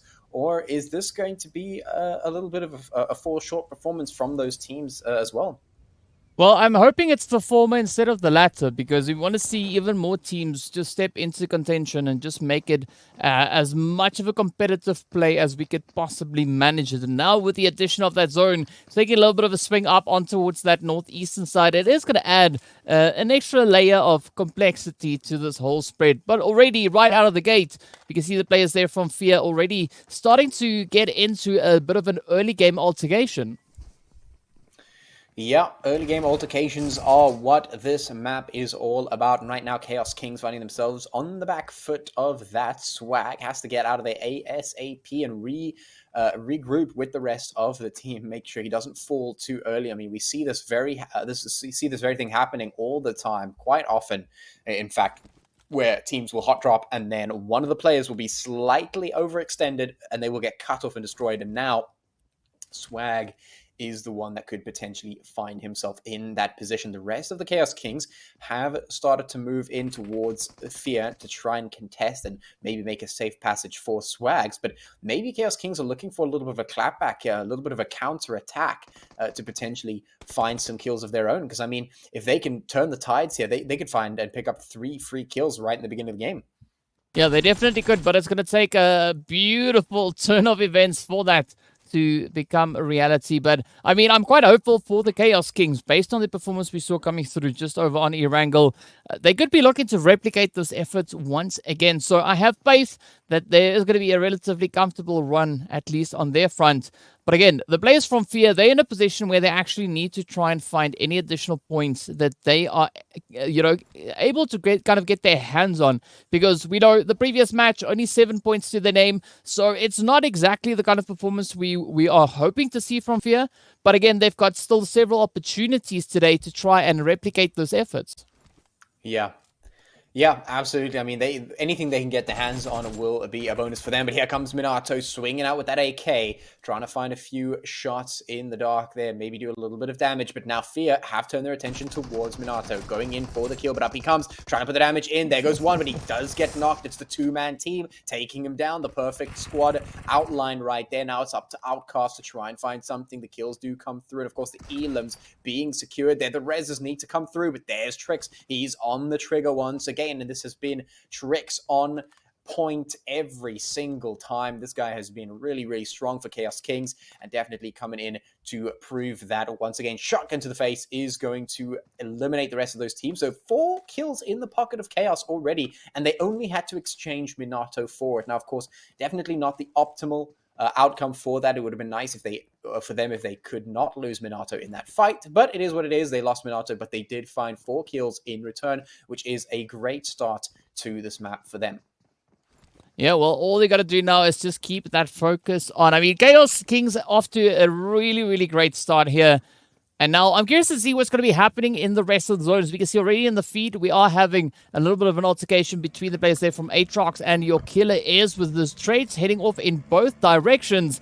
But now Solo trying to move up in towards that Ruins angle, trying to see maybe if they can find any substantial gains to make. Because we know, of course, that zone is sitting up in towards that northeastern region. So the sooner the teams are able to kind of situate themselves within that zone and find a good, decent starting point, I do think they'll be able to kind of leverage that come the next few phases. Yeah, absolutely. I think you're quite right on that front. Going to have to see if they can find any foot in the doors here to get those points. Right now, we're witnessing what looks like really insiders against DEF to see who is going to come out on top of this one. Slay a little bit separated from the team, but the push in towards the really insiders is not going the way that Mind was hoping it would. Trip and Matrix are on point here to defend. 6guard going to come through with the clap back on towards Matrix, but it might be too little too late as the really insiders are looking very, very strong this season, and they are not looking to fall right now. They are not looking to get taken out this early in the game. They want to keep control of the compound, and 6guard getting caught out. The tempo not in his favor. He goes in for the heals, goes in for the refresh, and it's not going to be what he was looking for. It's not going to be enough. Really, insiders will maintain their defense, an absolute perfect defense coming out from them, not losing a single player in that fight. Yeah, well, a beautiful, beautiful play indeed, but there's going to be so much focus still to be kept up as the teams continue now to just look for a good position to find. I mean, Real Insider, a little bit of a surprising start to the day, right? Only those 3 points that they were able to secure coming through in that first match. Now, this time around, already going far beyond what they've been able to bring in within that very first game. So this is what makes me hopeful for the continuation of the team's performances, making it through, all our proceedings here for the day, going through all 4 of these matches. And I think that's where that kind of shift between the map rotations does provide a great opportunity for teams to try and kind of make up for something that could have been missing in one of the previous games. Yeah, absolutely right, DK. For sure, the format is going to promote a lot of the teams to start to find that tempo. If they don't find what they're looking for in one match, they can find something in another one. They can start to regain that momentum. They can reset and go in for another one. That is the bonus of the format that we do find ourselves here in the semifinals with the 4 maps. Does give the teams opportunity to find a little bit more, a little bit extra. It's not a case of the jarring format of the group stages where you go into each map and you have to be prepared. You have to be ready beforehand. You have to be prepared and warmed up already on all 3 maps because you don't get a second chance here. We do have that repetition of one of the maps, and that does definitely help in terms of just getting that extra game in, getting the extra chance to get yourself warmed up and go toe-to-toe with the rest of your opponents in the groupings. If you don't find what you want in the beginning, at least you have that chance to warm up, have that chance to find your footing in the day's games, and certainly the extra opportunity for any team that is feeling like they're on a roll to maybe get those extra performances in. So they have the chances, they have the time, and now are we going to look to see Apex finding a little bit of a repeat of what they had in map number 1? Because I mean, DK, we saw Apex do absolutely phenomenally in map number 1. Now that we're on Sanhok, I mean, we were talking about this earlier, how Sanhok is often the upset map for a lot of these teams. Are we going to see our winner chicken dinner team in map number 1, Apex? Are we going to see them fall short a little bit here? Or are we going to see them carry over that momentum here into Sanhok? Ooh, I mean, that's going to be a difficult one to kind of try and predict. I mean, I'm going to hope for the continuation of the momentum, right? Because that would be the ideal to have. But, you know, to bring that into reality is going to take just that maintained focus coming through. All right. So, I don't know. This could also maybe be that opportunity for the players here from Slime to step up and just bring in a little bit more chaos. As we know, they only picked up 2 points coming through on towards Erangel. But so far, it does seem like they are having a really healthy engagement coming through now with Apex. Yeah, they certainly are. And I mean, 4KT coming in with a nice little shootout there with Apex, the two teams going toe-to-toe. And certainly we have Team Apex who are looking to repeat their first game performance. Then we have Team 4KT who, of course, are looking to find their feet back up into standing position here on the leaderboard there. Of course, they would like to scrape together a few more points for themselves. And definitely that starts here in Sanhok, where they could find that momentum for themselves moving into the rest of today's games. And it starts right here, going up against our champions from map number 1. Jassa, of course, going to get taken down here, not rezzed in time. So Apex will be losing another player. They're only on 2 players remaining now. And the HP is not looking too strong here. 4KT, we know that when they smell blood, they go in for the kill. And right now, they're smelling Apex's blood. Oh, yes. And I mean, Slime is quite a force to be reckoned with, especially moving up in towards Sanhok. So I'd be a little bit worried if I was the players here from Apex. Additionally, you know, you could look for a little bit of a disengage, but looking at the kind of rotations coming through from the rest of the lobby, they're not going to have a lot of options with that regard. So they got to either hunker down and just try and kind of survive this engagement, or hope for a little bit of a blessing to come through potentially there from the players of Solo Esports. Yeah, could certainly come through depending on how the next few minutes go. We do have our zone closing on up and certainly going to choose a new position very, very soon. A lot of those teams still needing to get their way up into the zone. Some clash going on there between the Mad Knights and EFX, but here comes the push coming through in towards 4KT. It is the tempo in their favor, and it looks like things are going very, very nicely for them right now. 4KT pushing on up. Here comes Plaza. He's looking for Kage, and it looks like Kage might just have his days cut out for him, and indeed it is. Pronto going to pick that one up, and Apex will be sent back to the lobby in 13th position. Certainly not what they would have wanted, but certainly what we were expecting here. I mean, this is the upset map. This is the map that we always see time and time again as being the map that trips up the current champions. And so, of course, Apex, coming off of a very good game number 1, find themselves going out very quickly here in Sanhok, and perhaps looking for that bounce back in the next couple of games. But this is what I was talking about, DK. I mean, when it comes to a map like this, a lot of the time the teams will just have to go, look, we've got our strong strategies, we've got our strong game plans, we know how the team works, we've got our strengths, let's play into them, let's play into the Erangel, let's play into the Miramar if we are strong in that respect, let's leave the Sanhok for someone else. And right now, that someone else has yet to be decided. YKI coming in through for BBC, and you can see Hasib looking for the shots. Here comes for luck for the clapback, defending BBC's position here, and will find the elimination. Here comes Sunny, though, coming in for the rest of the kills onto Your Killer Is, and Your Killer Is just not standing a chance. The defense is just not there, falling apart. Hasib trying to find something back in towards Nihal, but the shots are going in, they are landing, and BBC just winning fight after fight, not dropping a single player. Will send Your Killer Is back into that lobby.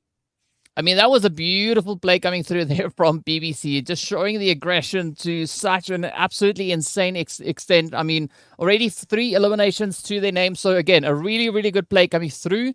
But BBC, not surprising at all to see this kind of performance come from them. As we know, they had an absolutely beautiful running right over on Erangel, and it does seem like they are able to replicate those efforts. Now, I'm curious to see just how much further BBC is going to be looking to push this, right? They've already kicked off with a 19-point match so far, already sitting on those 3 eliminations. So who knows where it is they're going to end up after, at least this game, because so far, Sanhok looks to be one that's pretty good on the books for them.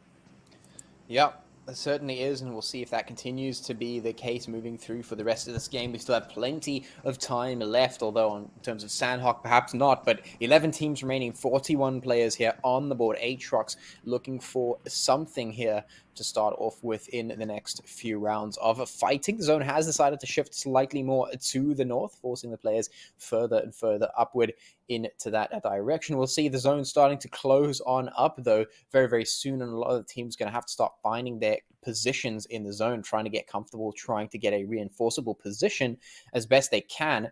Of course, now looking in towards the rest of the team, you can see Trinity Gaming just up ahead of them, another team that could potentially be looking to find some kind of a tempo, some kind of a clapback, or a return to form in this particular match. Definitely a team that we saw in the group stages being pretty strong, and now in the semis looking for a little bit more, looking for a few more points to add to their grand total there on that overall scoreboard. And we'll see if they manage to get that done. A lot of teams taking the initiative here on Sanhok to try and find something back, and it certainly has been working so far. As we turn our attention towards that map, you can see where the zone has decided to move on into, and it is going to be EFX up in towards Cow, almost the northernmost point of the map, although Lag is going to be taking that particular title. Chaos and Nzimbi down in towards the southwest are going to find themselves just on the outskirts of that. The rest of the teams located very much concentrated nicely in towards the center. And now, as we see the team starting to consolidate in that direction,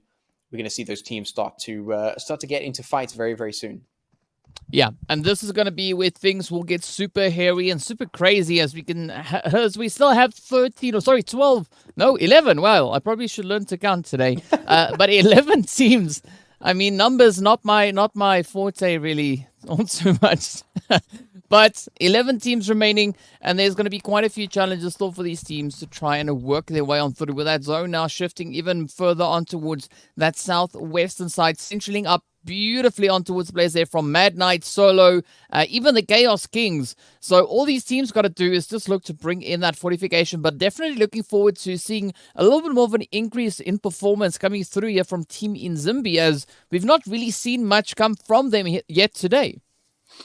Yeah, certainly not much coming out from them, and they definitely have a little bit more to offer. Hopefully we'll see something coming through from them. They certainly have the potential here. They're looking in towards the team there from Chaos Knights, but man, I don't know if that's the team to really pick a fight with right now. I mean, if you're a team in Nzimbi, that's definitely quite the colossal foe to challenge, but certainly David and Goliath kind of a story here. We know that David beats Goliath, so maybe they'll be able to take them down. We'll see if they manage to find that pebble in the stream and sling the giant with it, slay them with it. We'll see if that comes to fruition. We do see the Ripper with a nice ghillie suit there in his hands for the team there from Aatrox. Chaos Kings now taking a little bit of a beating, and this is certainly the start that they were looking for in terms of that fight at the very least. And we'll see if Team Nzimbi can find the rest of their tempo advantage. Certainly going to capitalize on that initial knock. Swag going to get taken down, separated from the team, so no clapback could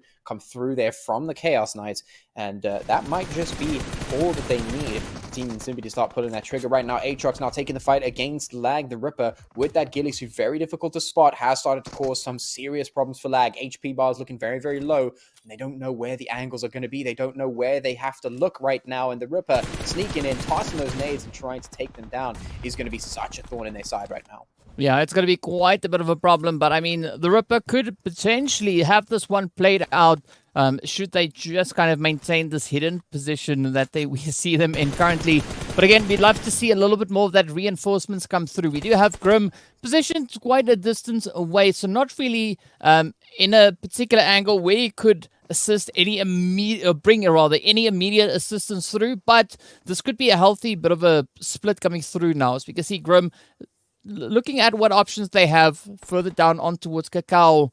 but they are going to be spotted out as we can see a few shots getting hammered across. And now also Chaos Kings and Team Umzansi continuing their engagement here as well, as it's looking to be a little bit of a bumpy ride. Wizard OP and of course Chiro now looking to just not only bring in those raises, but also bring in a bit of a bounce back against the sheer aggression now being mounted here by the Chaos Kings.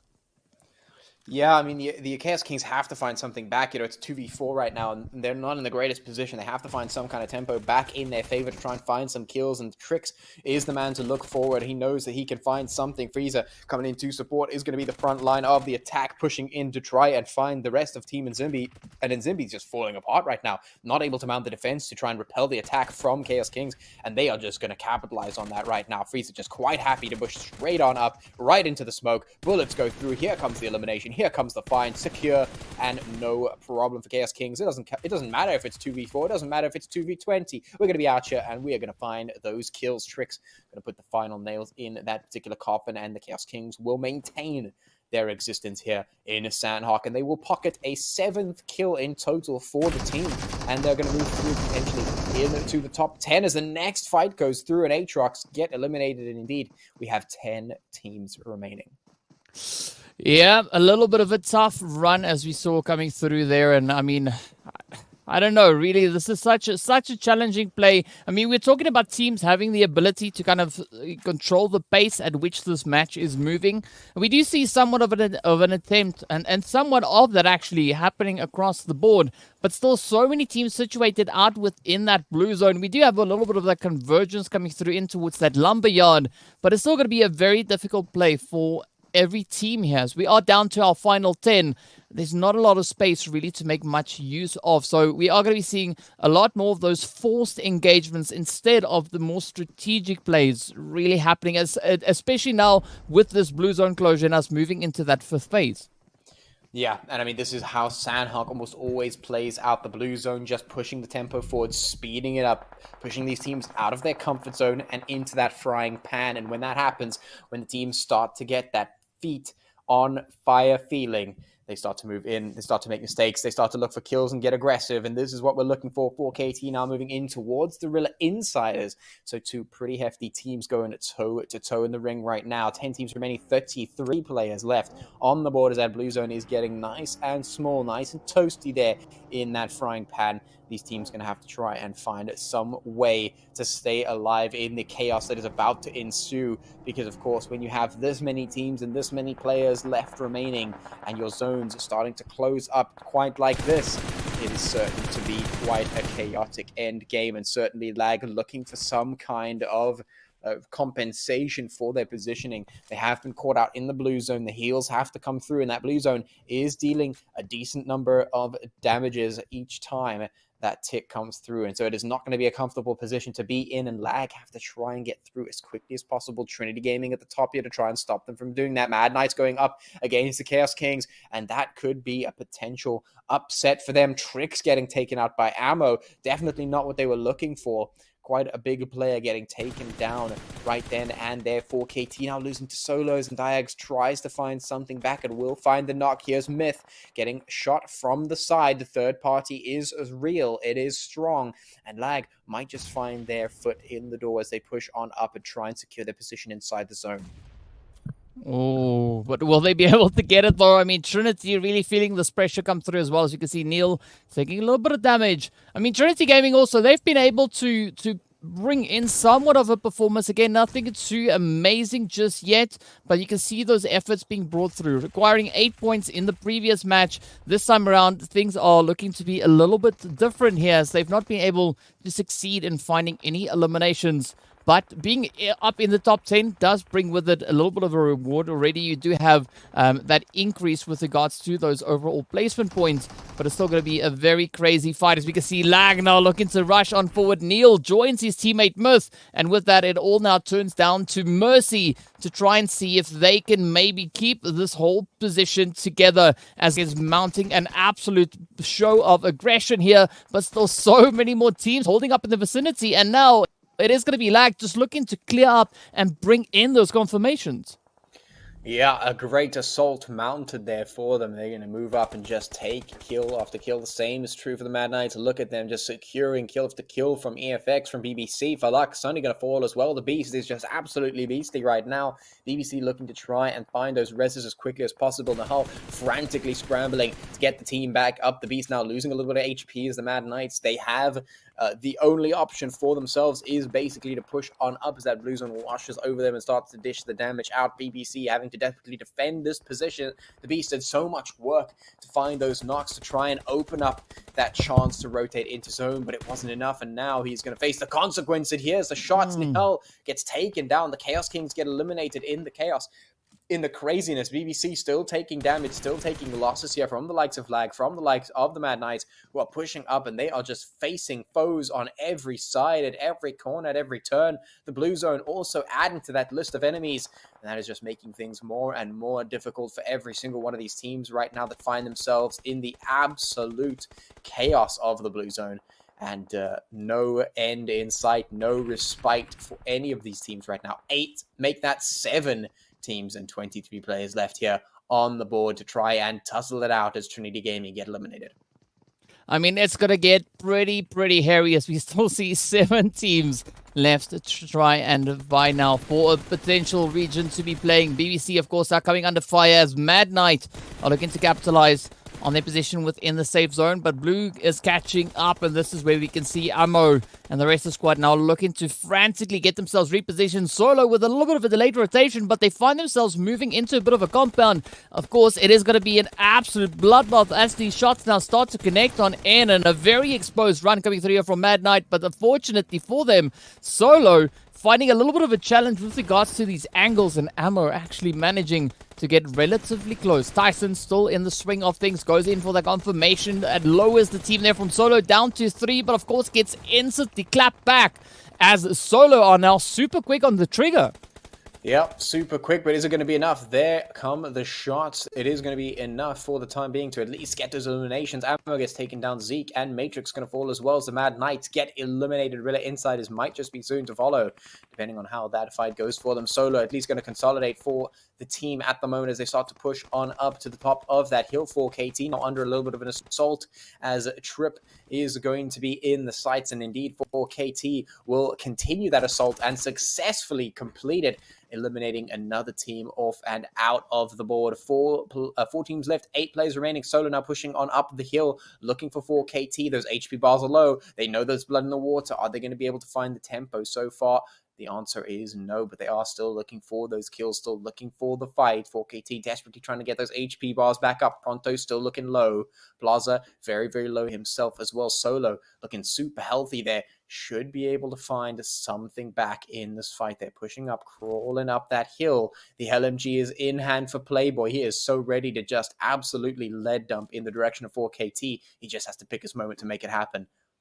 Yeah, and I mean, they could be quite an interesting play to come through. And of course, now puts that LMG straight over on towards Pronto. I mean, what I love about this weapon is you either have that 660 fire rate, or you can crank it all the way up to 900. So that is an absolute beast to be yielding. But let's see where this is going to go now, as it is going to be the players from Solo looking to apply a lot of pressure, moving through on towards Slime 4KT. Again, not a lot of positions really to be had here, as we are in such a small, tiny zone.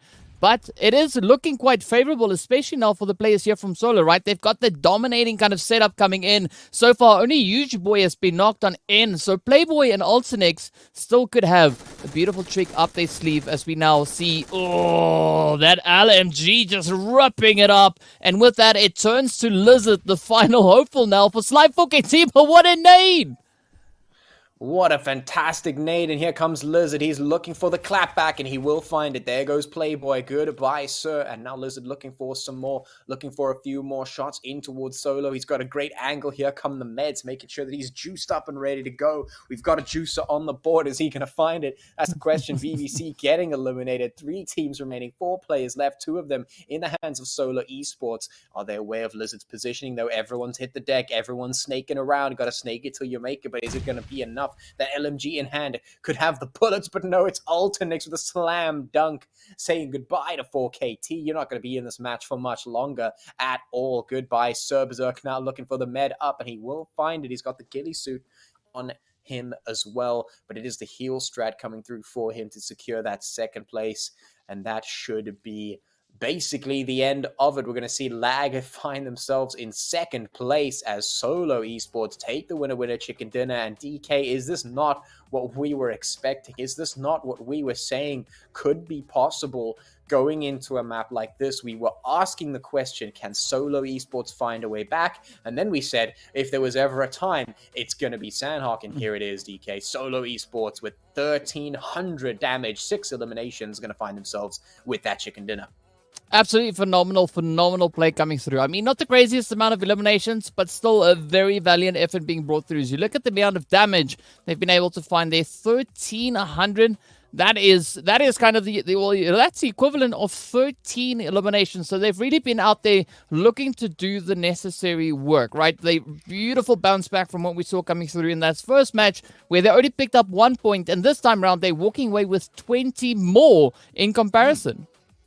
Absolutely. Solo Esports coming through. There is a reason why we were talking them up so much beforehand, wondering where's the performance that we know this team is capable of. Where was that performance? It was right here, hiding within Sanhok, as today they're going to be putting up 21 points for themselves. Regrettably, it's very good news, Patchy, to see Solo Esports finally perform yet again. It's amazing to see them once more in a winner chicken dinner scenario. Unfortunately, there's two things that I see here. The first thing is that the overall point tally that they've gotten for themselves is not necessarily going to raise them exactly from the level where they were to the level where they want to be. But secondly, this is one of the shallower wins that we've seen in general. Most of the time here in the semifinals of the Umzansi Esports League in PUBG Mobile, we've seen at least 27, 28. The bare minimum before this was 26. As much as I'm happy that Solo Esports did manage to eke this one out, it's a little bit concerning for me that they weren't able to complete many of their knocks. I mean, we saw the disparity between how much damage they dealt versus how much actual kills they were able to pick up. It's a little bit of a sore spot, a bit concerning for me, despite being happy that they've won this matchup. Yeah, I mean, it is. I mean, that's the sort of disparity that you usually expect to see in a map like, for instance, Miramar, where getting the knocks is much more common than actually getting the elims. And so maybe it is a little bit concerning to see them not able to fully get as exactly what they were looking for in terms of translating all of that damage potential into kills. If they'd been able to do that, they would be looking at a much thicker point wallet right now. But nonetheless, they were able to find the chicken dinner. They were able to find a win. And I think that was just because of the chaos of the match. I think you could see a lot of the teams were picking up kills, and as we move and have a look at our MVP, we should be able to see that a lot of the teams were picking up kills, a lot of the teams were picking up damage, and even if they were going out early, they were still finding a decent number of kills in the pocket. We can look at Plaza coming in with that MVP, 4 eliminations, 920 damage to prove exactly what I was talking about.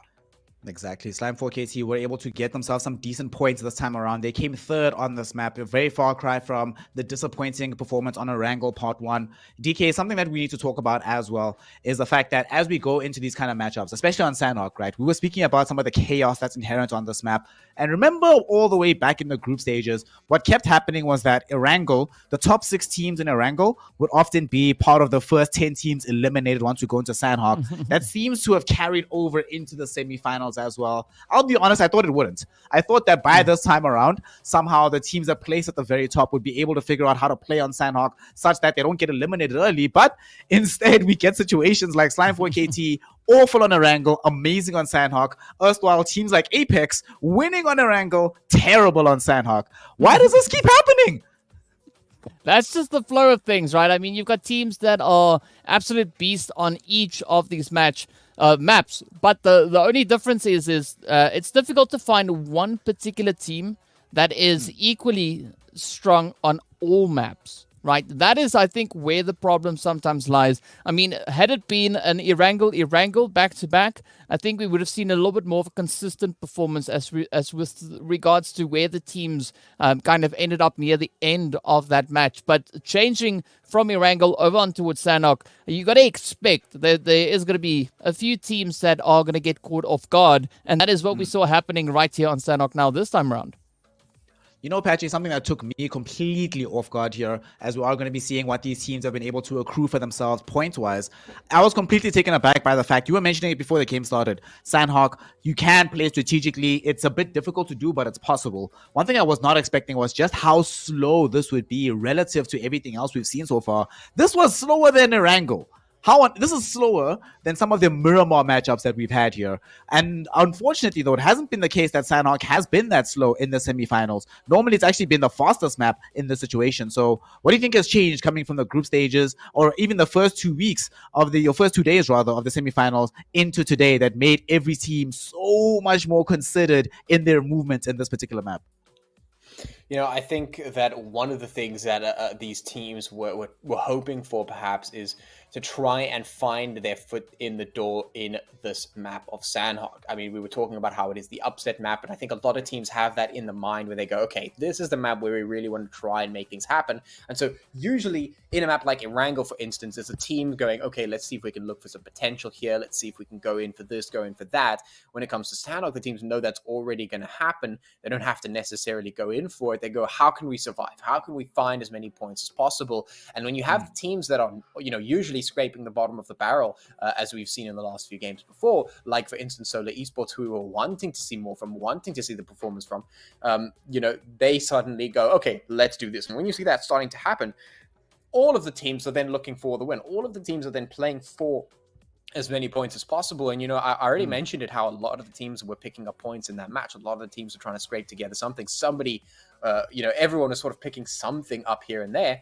And this is what we see. We see the teams getting together, getting a few points. You know, you were talking about how you were disappointed to see the huge point disparity across that first page in map number 1. It's not so much the case here in map number 2. I mean, look, just about everyone is very much on somewhat similar footing until you get down to that last player, or last team, should I say, on that first page. And of course, moving into the second page, the team's starting to drop off on the points in a big way. But that is sort of to be a little bit more expected.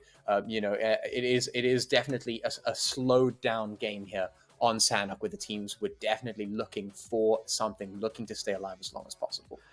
You know, DK, you were talking about earlier about how you would hope and pray that some of these teams sort of ignore where they are in the tournament, ignore what's at stake, ignore exactly what they're playing for, and just bring together the most amazing performance ever. Unfortunately, human psychology doesn't always work that way, and we are starting to see some of these squads really be affected by the occasion of it all, especially some of these squads at the very bottom of the pack here. Team Apex, of course, did enough on Erangel that they don't have to worry too much, but for a Desert Flame Esports, you come away with 0 points on this map. It's not going to help you in the overall rankings. And as we look at these overall rankings here, you can almost see the difference between the squads that are taking the semifinals and these playoffs way more seriously. BBC, your Slime 4KTs, these teams that, again, sandbagging in the league, coming out super strong once the semifinals began.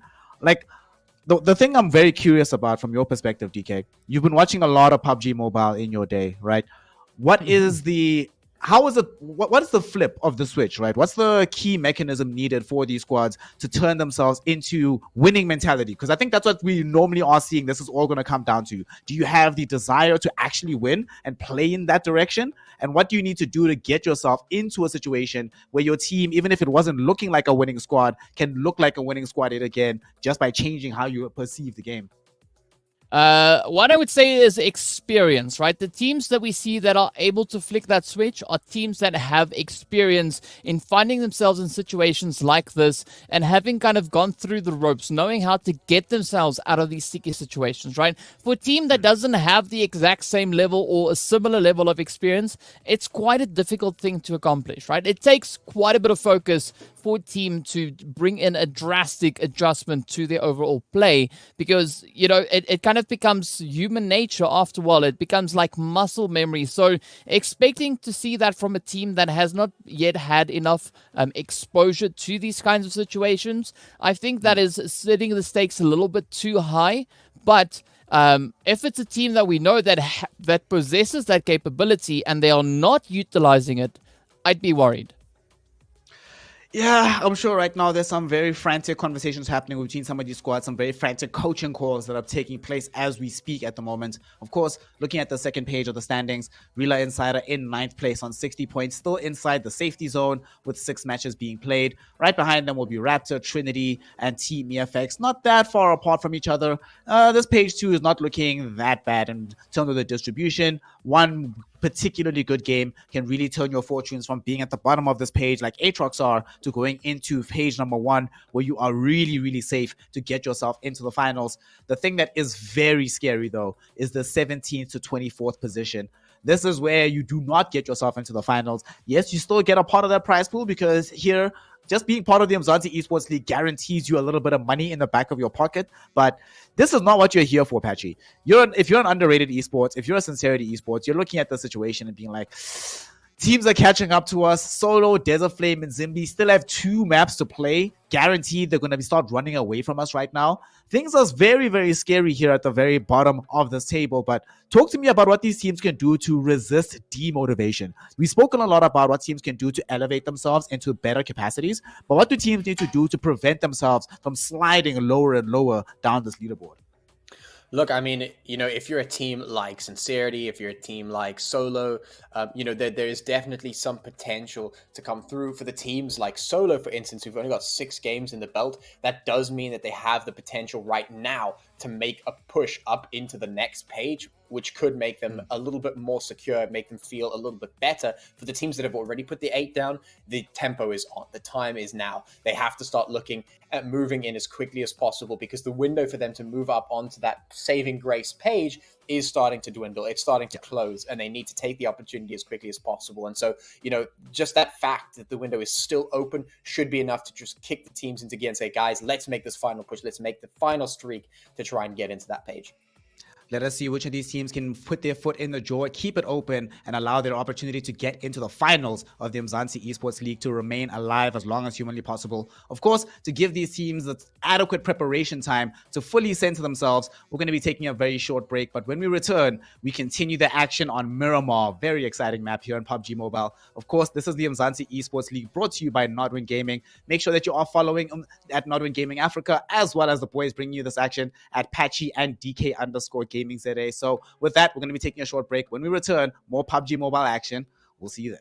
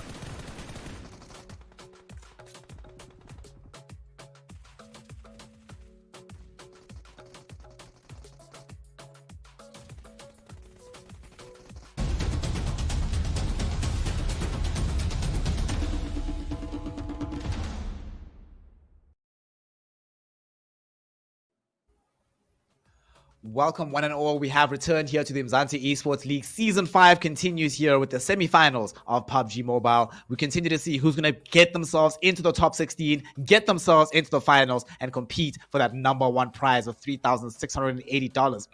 A wonderful amount of money. My name's Snare, and I'm going to be joined once more by Patchy and DK. Gentlemen, now we have gone from the chaos of Sanhok. We are going to be entering Miramar, a much more strategic map, a much more considered style of play coming out on that one. DK, before we get into it, because the teams are about ready to get this action started, let us hear it. Well, all of us messed up our predictions last time around. What do you got for us here? How many phases are this game going to have, and how many teams are going to be finding themselves in that final zone? I'd say we're going to have 7 phases with 3 teams being in the final phase. And I think I'm going to add on to that the team who I think is going to be winning just based on their consistency throughout today. I could maybe go for Mad Knight for this one. Mad Knight's victory. All right, Patchy, give us a 100% prediction here. I'm going to make it a hard one for you. Tell me, who's going to be the first team eliminated, and which team is going to have an MVP on them, even if they don't necessarily win the map? All right, before we get into this, let me just say, before all the other things come through, is that I did not get the predictions incorrect last round. Right? You asked me how many kills were going to come through from the team. All right, I said 7. The answer was 6. That's close enough. All right, that's a prediction nailed right there. Still 100% prediction.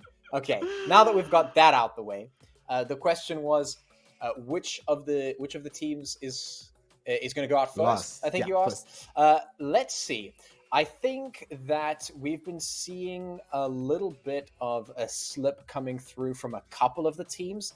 And as we move into the game, I think we might see a team like maybe Solo. Let's go for Solo. I think they got a very strong Sanhok, but I think they're going to fall short a little bit here on Miramar. Let us find out if that's going to be the case here. Of course, we do have DK yet again on the mic and 100% prediction rate. Patchy, take it away, boys. Bring us this Miramar hype, and I'll talk to you right after the game. Thank you so much, Snare. Let us get into Miramar. And of course, we are centered on our boys there from Solo Esports, who might just be the first to go out here on Miramar, although perhaps not. I mean, this is a map that we are getting into for the first time here in today's games, and the performances have definitely been shaky from a lot of the teams. I mean, we had some strong performances in Erangel. We had some big drop-offs in Sanhok, as we expect. And now moving into Miramar, we're looking for that strategic gameplay. We're looking for the slow gameplay. I mean, there's a lot of space here, DK. I don't really know for sure who's gonna come out on top of this one, but you think that Mad Knights seem to have a really good, strong chance based on their performances here in today's games. Yeah, I mean, I think it's going to be between Mad Knight or potentially even maybe BBC, right? Because both these teams have been able to secure those double-digit performances on Map 1 and Map 2. So that shows that there is some continuation or some kind of flow over happening on that front. So, yeah, we'll see. Because that's kind of where I'm leaning towards. I'm thinking it's going to be Mad Knight or BBC. But I'd maybe put my money on Mad Knight, as I've said before. Yeah, certainly a strong prediction coming through there. Mad Knights have been very consistent and playing quite well so far. And you know what I find interesting, DK, is Solo Esports has dropped right here with none other than the Mad Knights. So it's literally the team that you think is going to come first versus the team that I think is going to come last. And if this is not just the perfect, twist of fate right here, I don't know what is. I need to see Mad Knights eliminate Solo Esports right now. That is what I want to see, because that will basically solidify my prediction and perhaps even your prediction. It's going to at least give Mad Knights a great start to the game at the very least. And I mean, is that just not the perfect outcome, DK? It would be quite exciting. I never thought that we're going to be seeing both our predictions play out side to side. But who knows, right? So I'm going to be watching quite intensively, looking to see what performance will be coming through from both Mad Knight and the players here of Solo. And best of luck to all. DK, I'm getting a bit of PTSD here, bro. I as I'm standing here watching these two teams go right head to head, I have this feeling like, what happens if Solo eliminates Mad Knights? Because if that happens, both of us will be wrong. Yeah, let's not dwell on that, right? Let's not concern ourselves with that. Let's just say that we are good in predicting things the way that we predict them, and that's exactly the way that they're going to play out. Of course. Yeah, if I mean, not, my prediction rate's 100%, so it has to be. yeah, if not, my camera might be off when we come back in because I'm going to be, wiping my eyes off. Oh no. All right, well, I guess we'll just have to wait and see what happens between these two teams here on a map like Miramar. We have to just bide our time, and already we're seeing Mad Knights employing that smoke, getting ready to push on through. UG Boy, he's got that repeater in hand, and he's dealing damage. Ammo going to get taken down there by Playboy, and Solar Esports already putting the tempo in their favor. I don't know about this. Caster Curse coming through, perhaps, but Mad Knights need to find something in return. They need to find the attacking angle right about now. Please do not get eliminated, because my prediction rate hangs in the balance right now. Yeah, no pressure.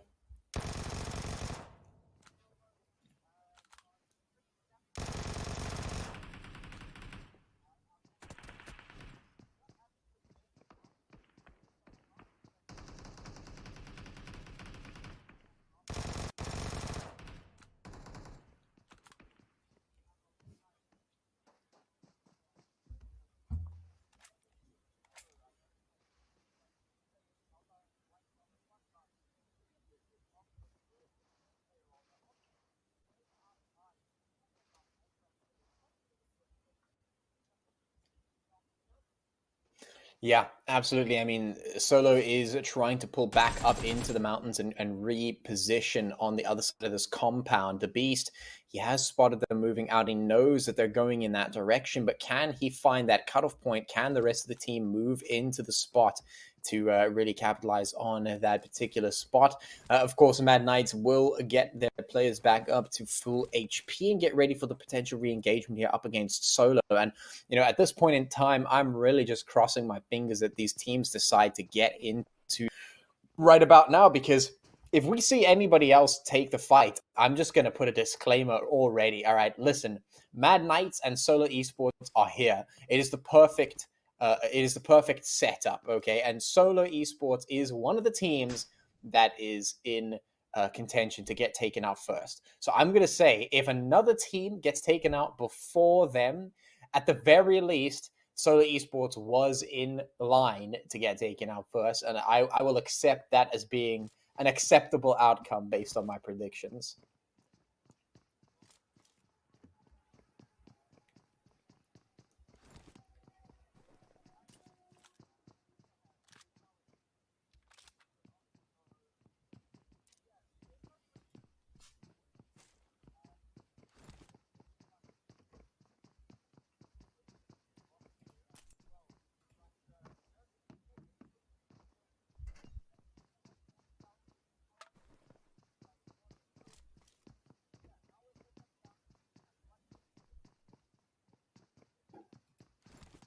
Yeah, absolutely. It really does come down to the timings. Who is going to start that first move? And, well, this is exactly what we're waiting for. These are the questions that we are asking. And we did see the team start to slow things down in a big way in terms of Sanhok, not as far as perhaps now, but certainly that trend has continued here in Miramar.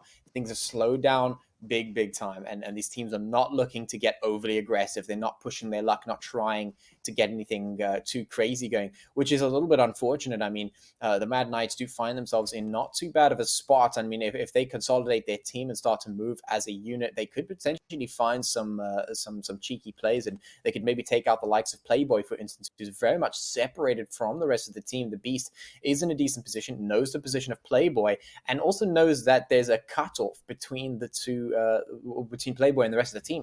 And this could be the foot in the door that they're looking for to maybe mount that attack and try and pocket some kills for themselves. And here comes Ammo. This is what I was talking about. He's taking advantage. The Beast made the call. Now the Mad Knights are on the rotate. They're pushing through. Playboy has to be careful. He's got the Vector in hand, but is that fire rate going to be enough to repel this attack? He's now pushing through. Lag going head to head against the Insiders. So hopefully they will start to push now. Mad Knight's coming through. Playboy doing a very good job of retreating, going back into angle after angle, keeping himself alive with a brilliant nade coming through, and that should be enough. Indeed, it will be. Down he goes, and Mad Knight finding the kills, finding exactly what they're looking for. The tempo is good. They have found 2 of the players of the team from Solo, and in my book, that's enough to warrant my prediction. That's enough to say that this is exactly what I was expecting to see in this game, and that is Solo on the back foot. That is the Mad Knights on the front foot, and that is them going for the kill, going for the throat here. You can see Ultinix running for the hills, leaving his teammate behind. He doesn't want to get caught out here. He's like, no, please leave me alone. I want to stay alive. And,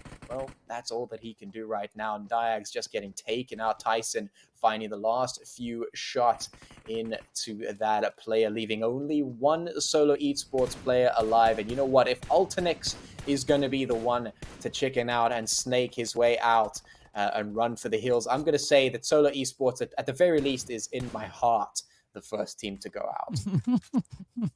Wow, I'm loving the confidence here, Patchy. I mean, like I want you as a supporter for me, you know, like when I need to go do some really challenging things. I mean, like, wow, you know, that just sounds so amazing, Patch. I have the mental gymnastics, DK. Yes, I can hear that. I can hear that. And, you know, I've seen it in real life as well.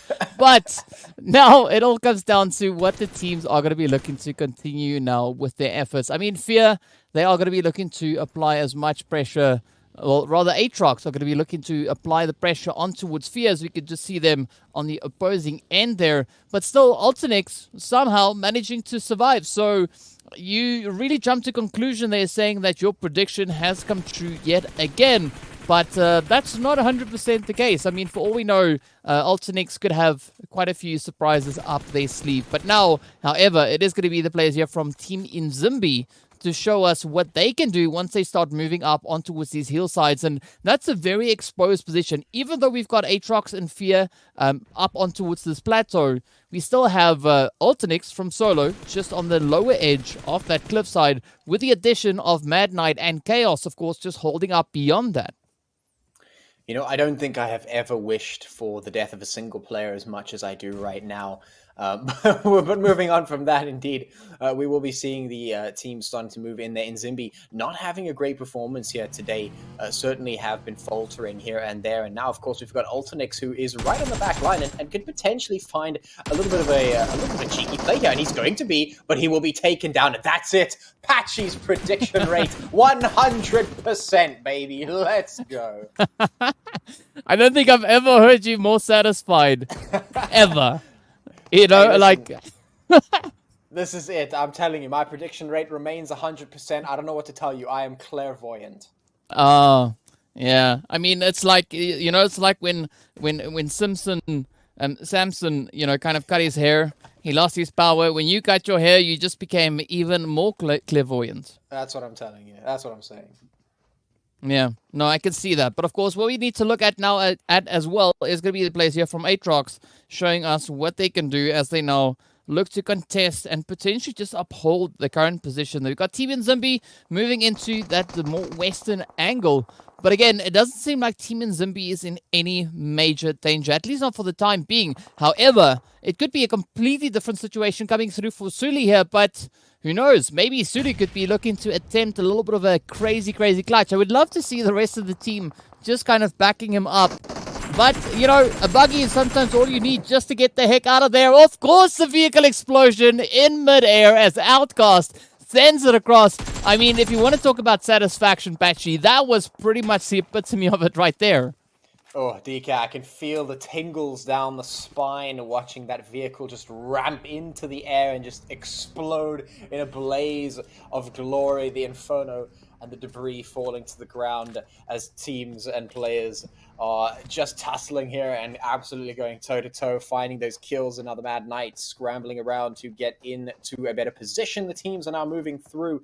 That zone has shifted down in towards the south over in the direction of Chumacera. And so the teams will have to reposition very, very swiftly. We still have 14 teams on the board, 51 players here in this map. And of course, the Miramar map being the largest of the bunch certainly gives them a little bit more space to work with. 4KT are very much on point with their assault on Your Killer Is We'll find those eliminations and get some healing back up to the rest of the team. Last two YKI players off in the distance. They are stuck inside the blue zone at the moment, trying to get themselves to safety with those vehicles. 4KT in the same boat has to start making that rotate ASAP, and they certainly will try to do that. Your killer is not in the greatest position, but Caramel finding a fantastic snipe onto Fexy over there.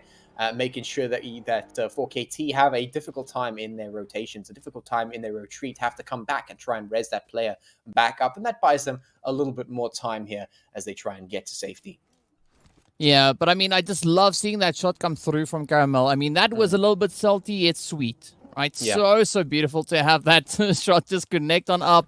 And of course, Caramel just showing off with the vehicle there a little bit, comes flying on through. But now the next step of the show-off is going to be for the players here from YKI to get themselves situated back in towards that zone. As we know, Miramar is a map on which teams can sometimes afford to sip a little bit more of that blue juice, but essentially, you don't want to kind of overindulge, right? You want to get yourself out of this play and get yourself into a much more sustainable position elsewhere up in towards that playable zone, and especially looking at the western region.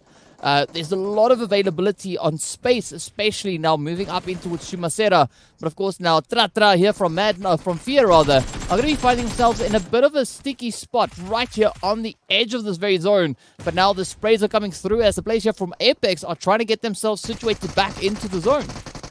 Yeah, absolutely. Outcast now getting taken down there by Jassa as Apex starting to move on in and getting into the thick of things with Fear and certainly or Manite, should I say, and certainly the Elims will come on through, and indeed Apex maintaining their tempo here. They've got all of their players still alive, and this is a team that performed fantastically in game number 1 here, and maybe looking to make that comeback here in game number 3. They have the potential to do so, and I mean, they proved themselves to be a capable team when it comes to the strategical play, and fell a little bit short in the Sanhok, which was to be expected. But now that we're back on Miramar, they have that potential to make it happen once again, and certainly they have looked like they are in the runnings to do just that. Now, of course, we can see 4KT up in the top there, just running through your killer Is, who has been struggling in that blue zone at the moment, but now they're coming toe-to-toe with Lag, and they're finding themselves in the barrel of a very loaded gun here. And of course, Mad Knights have found themselves in the center of the zone, so in their great position. We have BBC right next to them, and Team Zimbi just up to the north. Aatrox also moving in from the east with a lot of other teams to follow. Now, of course, we are looking at Apex, and we'll have to have a look and see if they can get out of this position, because that blue zone is hard on their heels. Yeah, I mean, that blue zone definitely hard on the heels, but what's also going to be causing quite a few problems is now the players coming through here from Trinity, as we see them just up ahead, setting up a beautiful gatekeep now for Apex. But look at the spray down coming through from Zinc, just putting in hit after hit, sending that lead out. And I mean, a beautiful capitalization coming in. But Trinity still going to be looking to push their efforts a little bit further forward. Currently, we know they are situated up in that 11th place. So, I mean, it's been a really good run for them if we look at the kind of progression today, right? A slow but steady approach, right? Coming in with a good performance over on Erangel. A little bit of a not as impressive performance coming through on Sanhok, but it does seem like they're definitely looking to dial it up once again, now moving over in towards the engagements right here on Miramar. Yeah, absolutely. I mean, now we're moving in. The teams are very much hyper-concentrated at the moment. The fights are going to be very highly pressurized here. We see the team certainly getting into the thick of things, and certainly Swag feeling the pressure from that, and Zimbi trying to turn up the heat here and find something for themselves. Definitely a team that has been looking to get back into the action, find a few more points for themselves, and get themselves back into the runnings for that leaderboard, and certainly have the potential to make it happen here. Chaos now pushing on up in towards Lag. That's Kakao and Zerk right up against Trix and Freezer. These two players have just been absolutely solid for Chaos. Definitely not a team that you want to really trifle with, and certainly Freezer and Trix, not really players you want to see on the battlefield in any given situation. They are very, very solid and have been quite difficult to take down. They are quite capable, so we'll see if they can make something happen here up against Lag. Team Zimbi still looking for that foot in the door, and now they're going up against Desert Flame, who have also not been having the greatest run here, DK, and they also need to find some kind of of comeback tempo here. Well, I mean, Miramar is definitely a good map for Desert Flame to make that comeback on, because we know it is one of their more proficient maps. So I'm hopeful that we could see a beautiful continuation come in on that front. But again, now looking at this kind of spread that they've got so many teams to choose from. I think it's going to come down to that prioritizing. For what we can see is they've got a good line of sight right there on towards the players from Team Umzansi. So all they got to do now is first look to prioritize the team just ahead of them before potentially relocating back up that hillside and stepping right out into the fray once again. Yeah, absolutely. Lag getting eliminated there. And there's Apex in the crosshairs of EFX, and Zimbi now finding themselves in the midst of an explosion, and now Desert Flame looking to capitalize on that positioning, and indeed will be losing a couple of their players. And oh, look at this, Six Guard getting taken down as well is going to spell doom for both of these teams that are now finding themselves in a very difficult spot with that blue zone coming in. The third parties are absolutely inevitable. The play zone doing what it does best and eliminating player after player here. BBC now finding themselves in the midst of a fight, and Team Umzansi still just here looking for that tempo, looking for the kills in their pocket, and they will be finding it here. Just over the course of the last couple of moments, they have managed to continue their pressure against DEFE here. And it has worked. I mean, look at this. Buren and all the rest of them are very much stuck in behind that particular location, and they are exposed. I mean, a single nade could do absolute damage to them, but here it is. Just the top of Umzansi peeking out over that wall is going to give Buren the go-ahead that he needs to just find a few more shots in there, and he's just going to go hello and goodbye, and they get eliminated. And Umzansi not going to find what they're looking for. Buren will keep the rest of a DFE alive, and that is going to mean that they have the potential to move forward in through the rest of this game. It's mine, Flecko, Buren, and Six Guard to try and reconsolidate this one. We have 8 teams, 24 players left alive here as we move into another absolutely minuscule zone here for the likes of Miramar. Your killer is getting eliminated and reducing the number of teams left alive to 7. Making things still very much up in the air for who is going to be taking this map. Well, I gotta say, Mad Knight looking absolutely beautifully zone blessed, but look at the nades coming through now from Mercy as they send it over the Ripper. Gets ripped to shreds, and Zing taking a little bit of that damage right on the front, but dead. Going to be looking to hold on as it is Trinity Gaming looking to mount the aggression here. BBC moving in behind them, so this is going to be a very bloody sandwich, but up comes the hits. Mercery goes down. Neil and Zinc now quickly trying to tend to their fallen teammates. The rushes are going to come through, and the pressure will keep on building, but BBC not going to be backing out of this one. So you can see Sunny looking for a few of those openings. Could maybe either steal an elimination or could get picked up or traded on down. But now we see those eliminations starting to come through in the feed. Mad Knight, Desert Flame looking to go at each other's throats. And it is going to be a very difficult as the players there from Aatrox now get eliminated. Zodiac is going to be sent away. And down to 6 teams we go. Yeah, absolutely down to 6 teams. And it's definitely going to be an interesting game from here on out.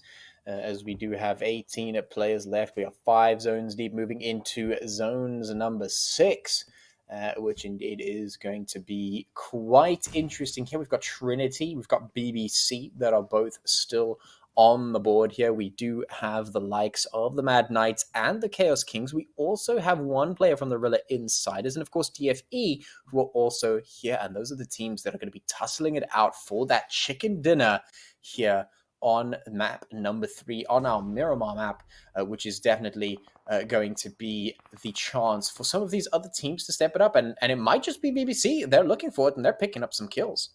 Yeah, they're finding the players there from Desert Flame, looking to snuff them out. But of course, they still have quite a bit of ground to cover. And looking at the position coming through here from Trinity Gaming, it could be quite a bit of a problem, especially now for BBC, seeing that both these teams are going to be converging on each other. And Mad Knight could be presented with an opportunity to come in with a little bit of that third-party action as well. We see the players there from Chaos also now trying to wrap on through. It is going to be Ice Savage to pick up Freezer.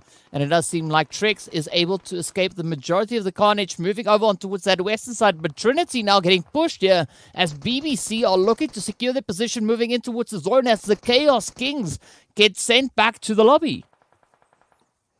Yeah, They are gone and gone, and certainly that is a heavy-hitting team that is being sent back.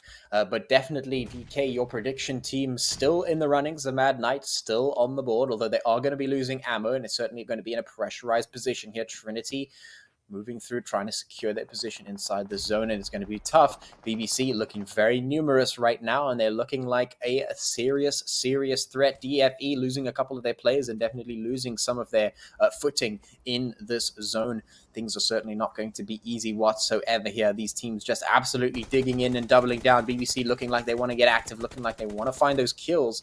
Are Trinity Gaming going to keep themselves alive here? They are absolutely under fire, and the onslaught is not stopping. They have no chance to get themselves away. They just have to look forward and try and fight their way out of this position. It's not going to be easy, but maybe doable. Mercy is on the back line here. Could find something in for Zinc, who is definitely pushed into this corner. Not able to retreat, just has to face forward and look and hope for the battle. Oh, I mean, if you want to talk about some pretty challenging odds, that is exactly what we're seeing coming through now here on Trinity. But Zinc needs to play this one super cautiously, right? Any extra additional sounds could, of course, be picked up by the players coming through from BBC, but that rush could be finding its way right on their doorstep. As we can see, Zinc in a good off-angle position there. But we've got to see where this next phase is going to be taking them. It centers up. Up comes the utilities, getting flung through the window. Quickly trying to duck out the back end. But this could be that play now for Zinc to make, as it is going to be Mercy to get traded down. Kratos and the rest of BBC still holding up quite an aggressive front. You can see Neil also just off on the side. But this could be that play now for BBC to succeed in taking out Trinity. But no, Neil finds a beautiful trade. Of course, gets taken down as well. But now, for luck, having to tend to the wounded up because the jump shots, it is going to be Zinc to rush on forward. And down they go as BBC get yet another clean sweep down ontowards Trinity Gaming. Yeah, it is definitely a tough time for them, but here comes the team from Atrox. They are ready to get this tempo going up against the likes of BBC and Rilla Insiders. Certainly could go either way, and right now I am sort of rooting for BBC. We have seen them performing absolutely fantastically here all season long, really. They were doing really well in the groups, and they've just done so much better here in semis, and they are not looking to stop. I mean, look at this. For luck going in for it, going to be eliminating Relay Insiders, leaving them toe-to-toe with Atrox, and they are certainly capable of making this work. For luck and Kratos, though, low on HP, going to have to try and juice themselves back up with that healing and hope that they can re-engage with this fight, because right now Atrox full HPs all across the board, and that is making them a very daunting. Kratos crawling into the smoke here. What a dangerous man. He's looking for the danger levels. Can they keep up? Can BBC capitalize on that tempo being created by Kratos to try and find that backline sneak attack? You can see Sunny is preparing for it. The smokes are going down. BBC, no holds barred. They are holding nothing back right now. Utilities absolutely flying. Sunny,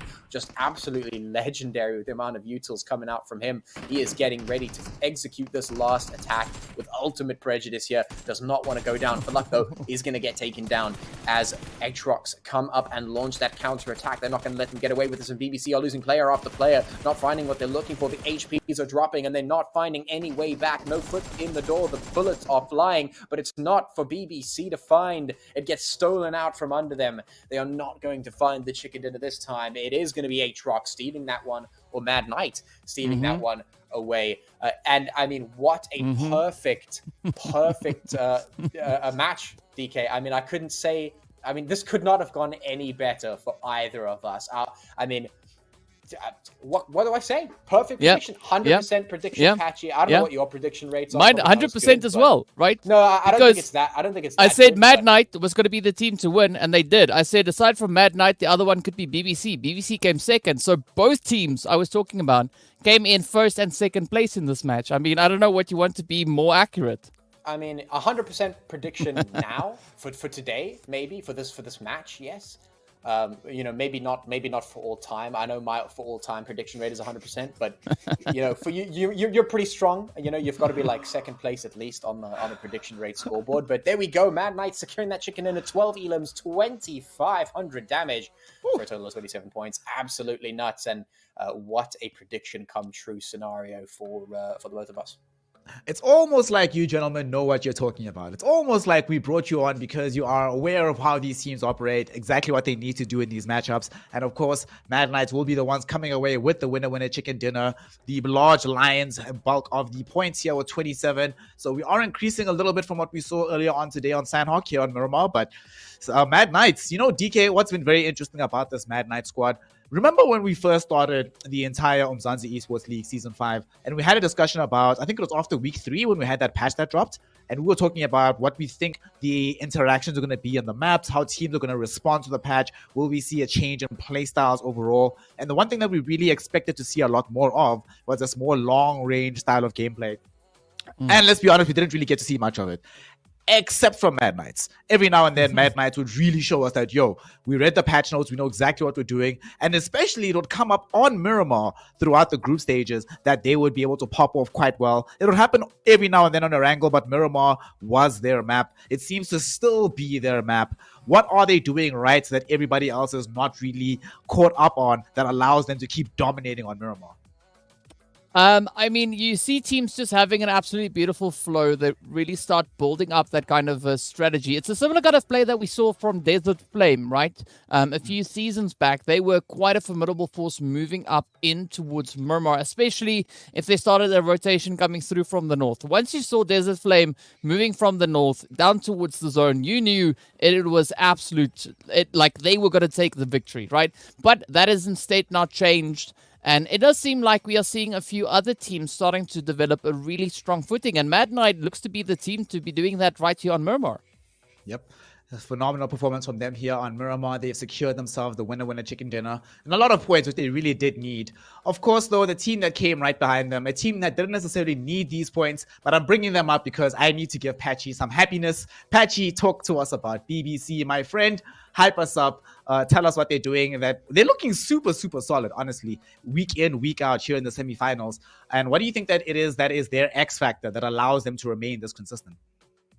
Look, I mean, BBC has to be a fantastic story and quite an actual encouraging story, I think, for a lot of teams that are in Umzansi, or at least trying to get up into Umzansi, because if you follow BBC all the way back from the beginning, which I have, we watched them back in the early seasons doing crazy stuff. I mean, these guys they were like, you know what, we don't want to play PUBG. We want to play Rotation Simulator. We want to play, go out into the sea and fish simulator. And that's what they were doing. They would just get into a boat, go out into the outskirts, come around from the other side, and they would come with the element of surprise. They would come with all sorts of crazy strats and strange rotations. And I mean, BBC coined themselves as this absolutely nuts rotation team, and that's all they were doing. They literally just used and abused insane rotations and crazy loops to make their strategies work, but it worked, and it worked for them. And they weren't the best team ever, but they were making something happen, and they were absolutely just phenomenal and fun to watch. And then at some point over the last season or two, and especially I think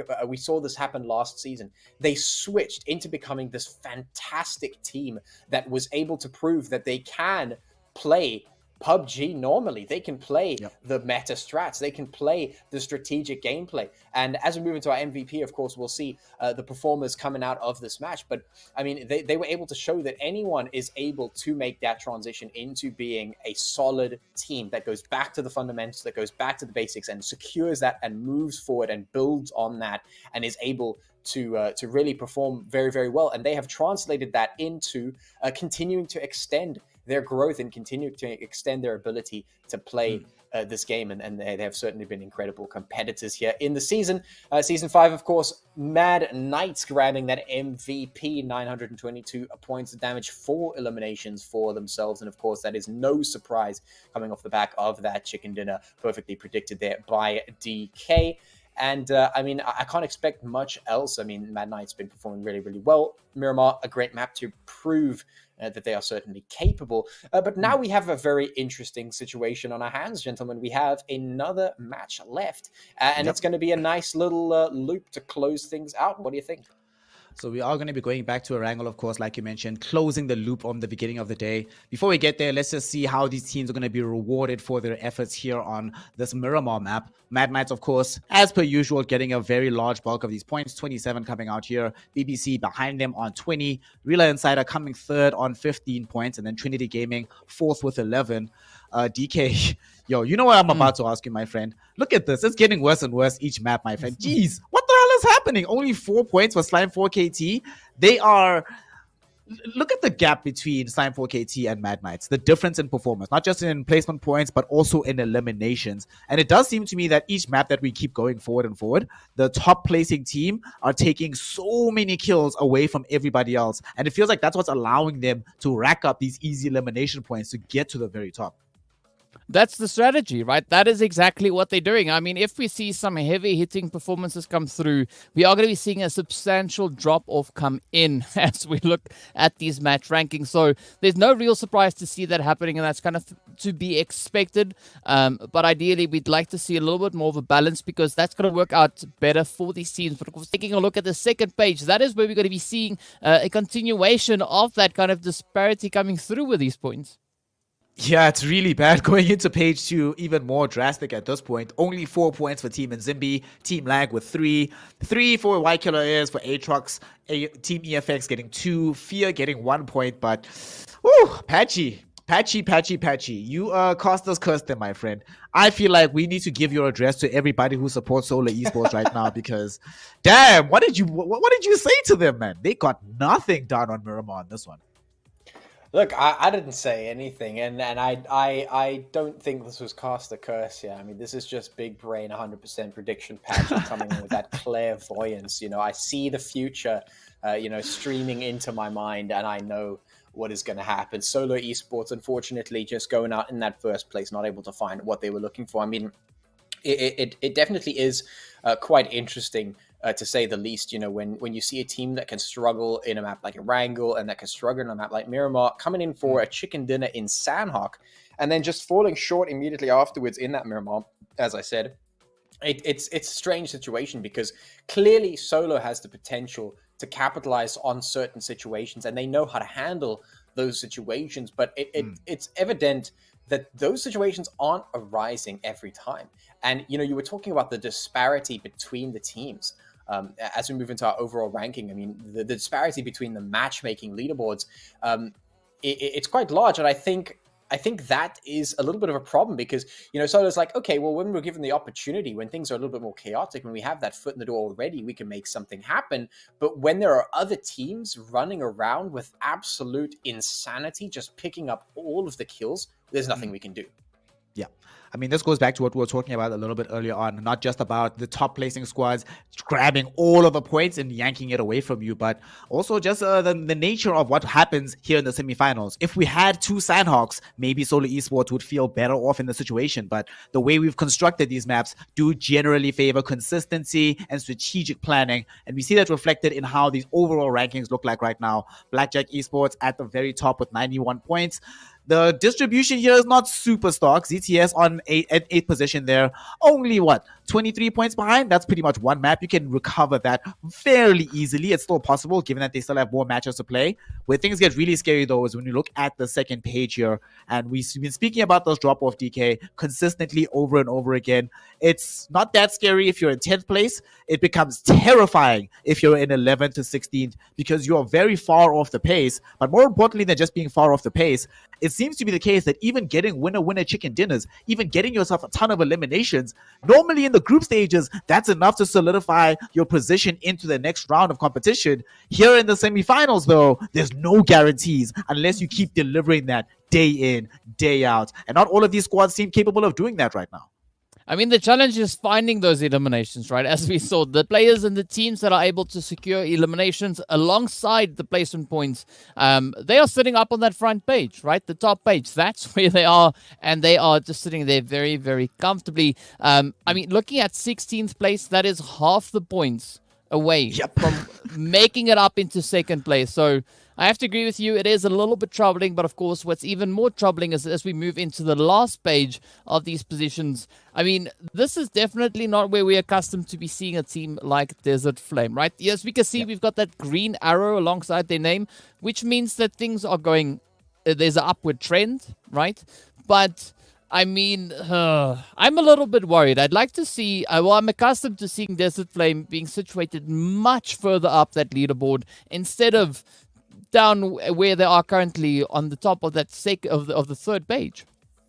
I mean, Patchy, he brings up a very good point here, right? A team like Desert Flame Esports, yes, they are on 38 points. Yes, they're only 7 points away from getting themselves into that top 16.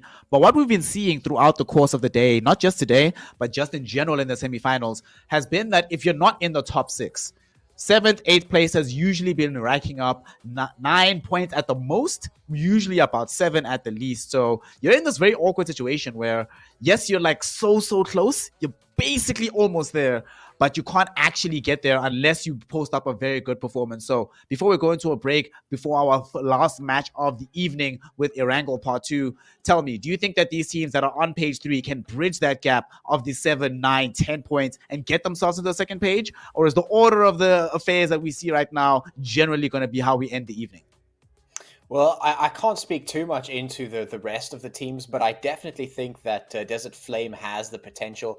I've seen those players in action.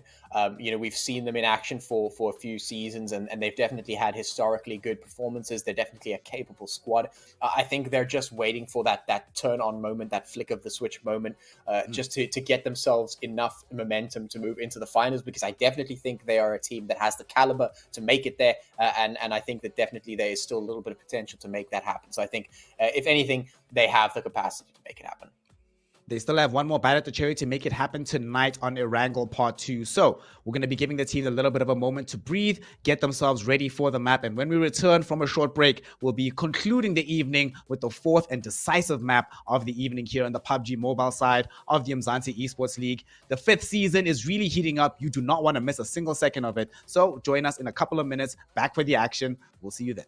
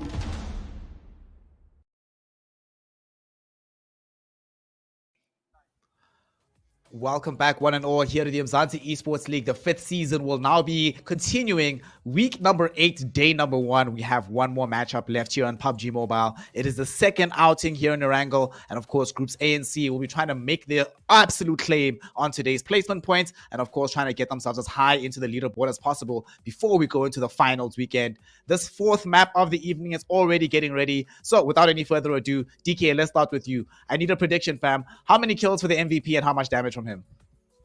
Ooh, I'll put that one on 9. Let's go with 9. 9 kills, dude. That's pretty decent. Yeah, and the other one was damage, right? What was the question, right? I believe it was damage. Yeah. Okay, so I'll put the damage on at least 1700. Damn, yo, that's quite a bit. All right, 100% prediction, Patchy. Winning team, how many eliminations do they get? And how many squad members do they have remaining in the final zone? All right. Well, I mean that is a very difficult one, and I'm not too sure if I'm going to be too concerned. How about we go to the game and then I'll make my predictions. All right, I will allow Patchy to weasel out of this one and keep his 100% prediction rate because he is correct and there is a game on our hands. Erangel Part 2, the last map of the evening. After this, we are officially halfway through the semifinals. So to help bring you this action will be DK once more, as well as 100% prediction, Patchy. Take it away, boys. I'll talk to you afterwards. Bring us halfway through the tournament. Thank you so much, sir. It is the closed loop.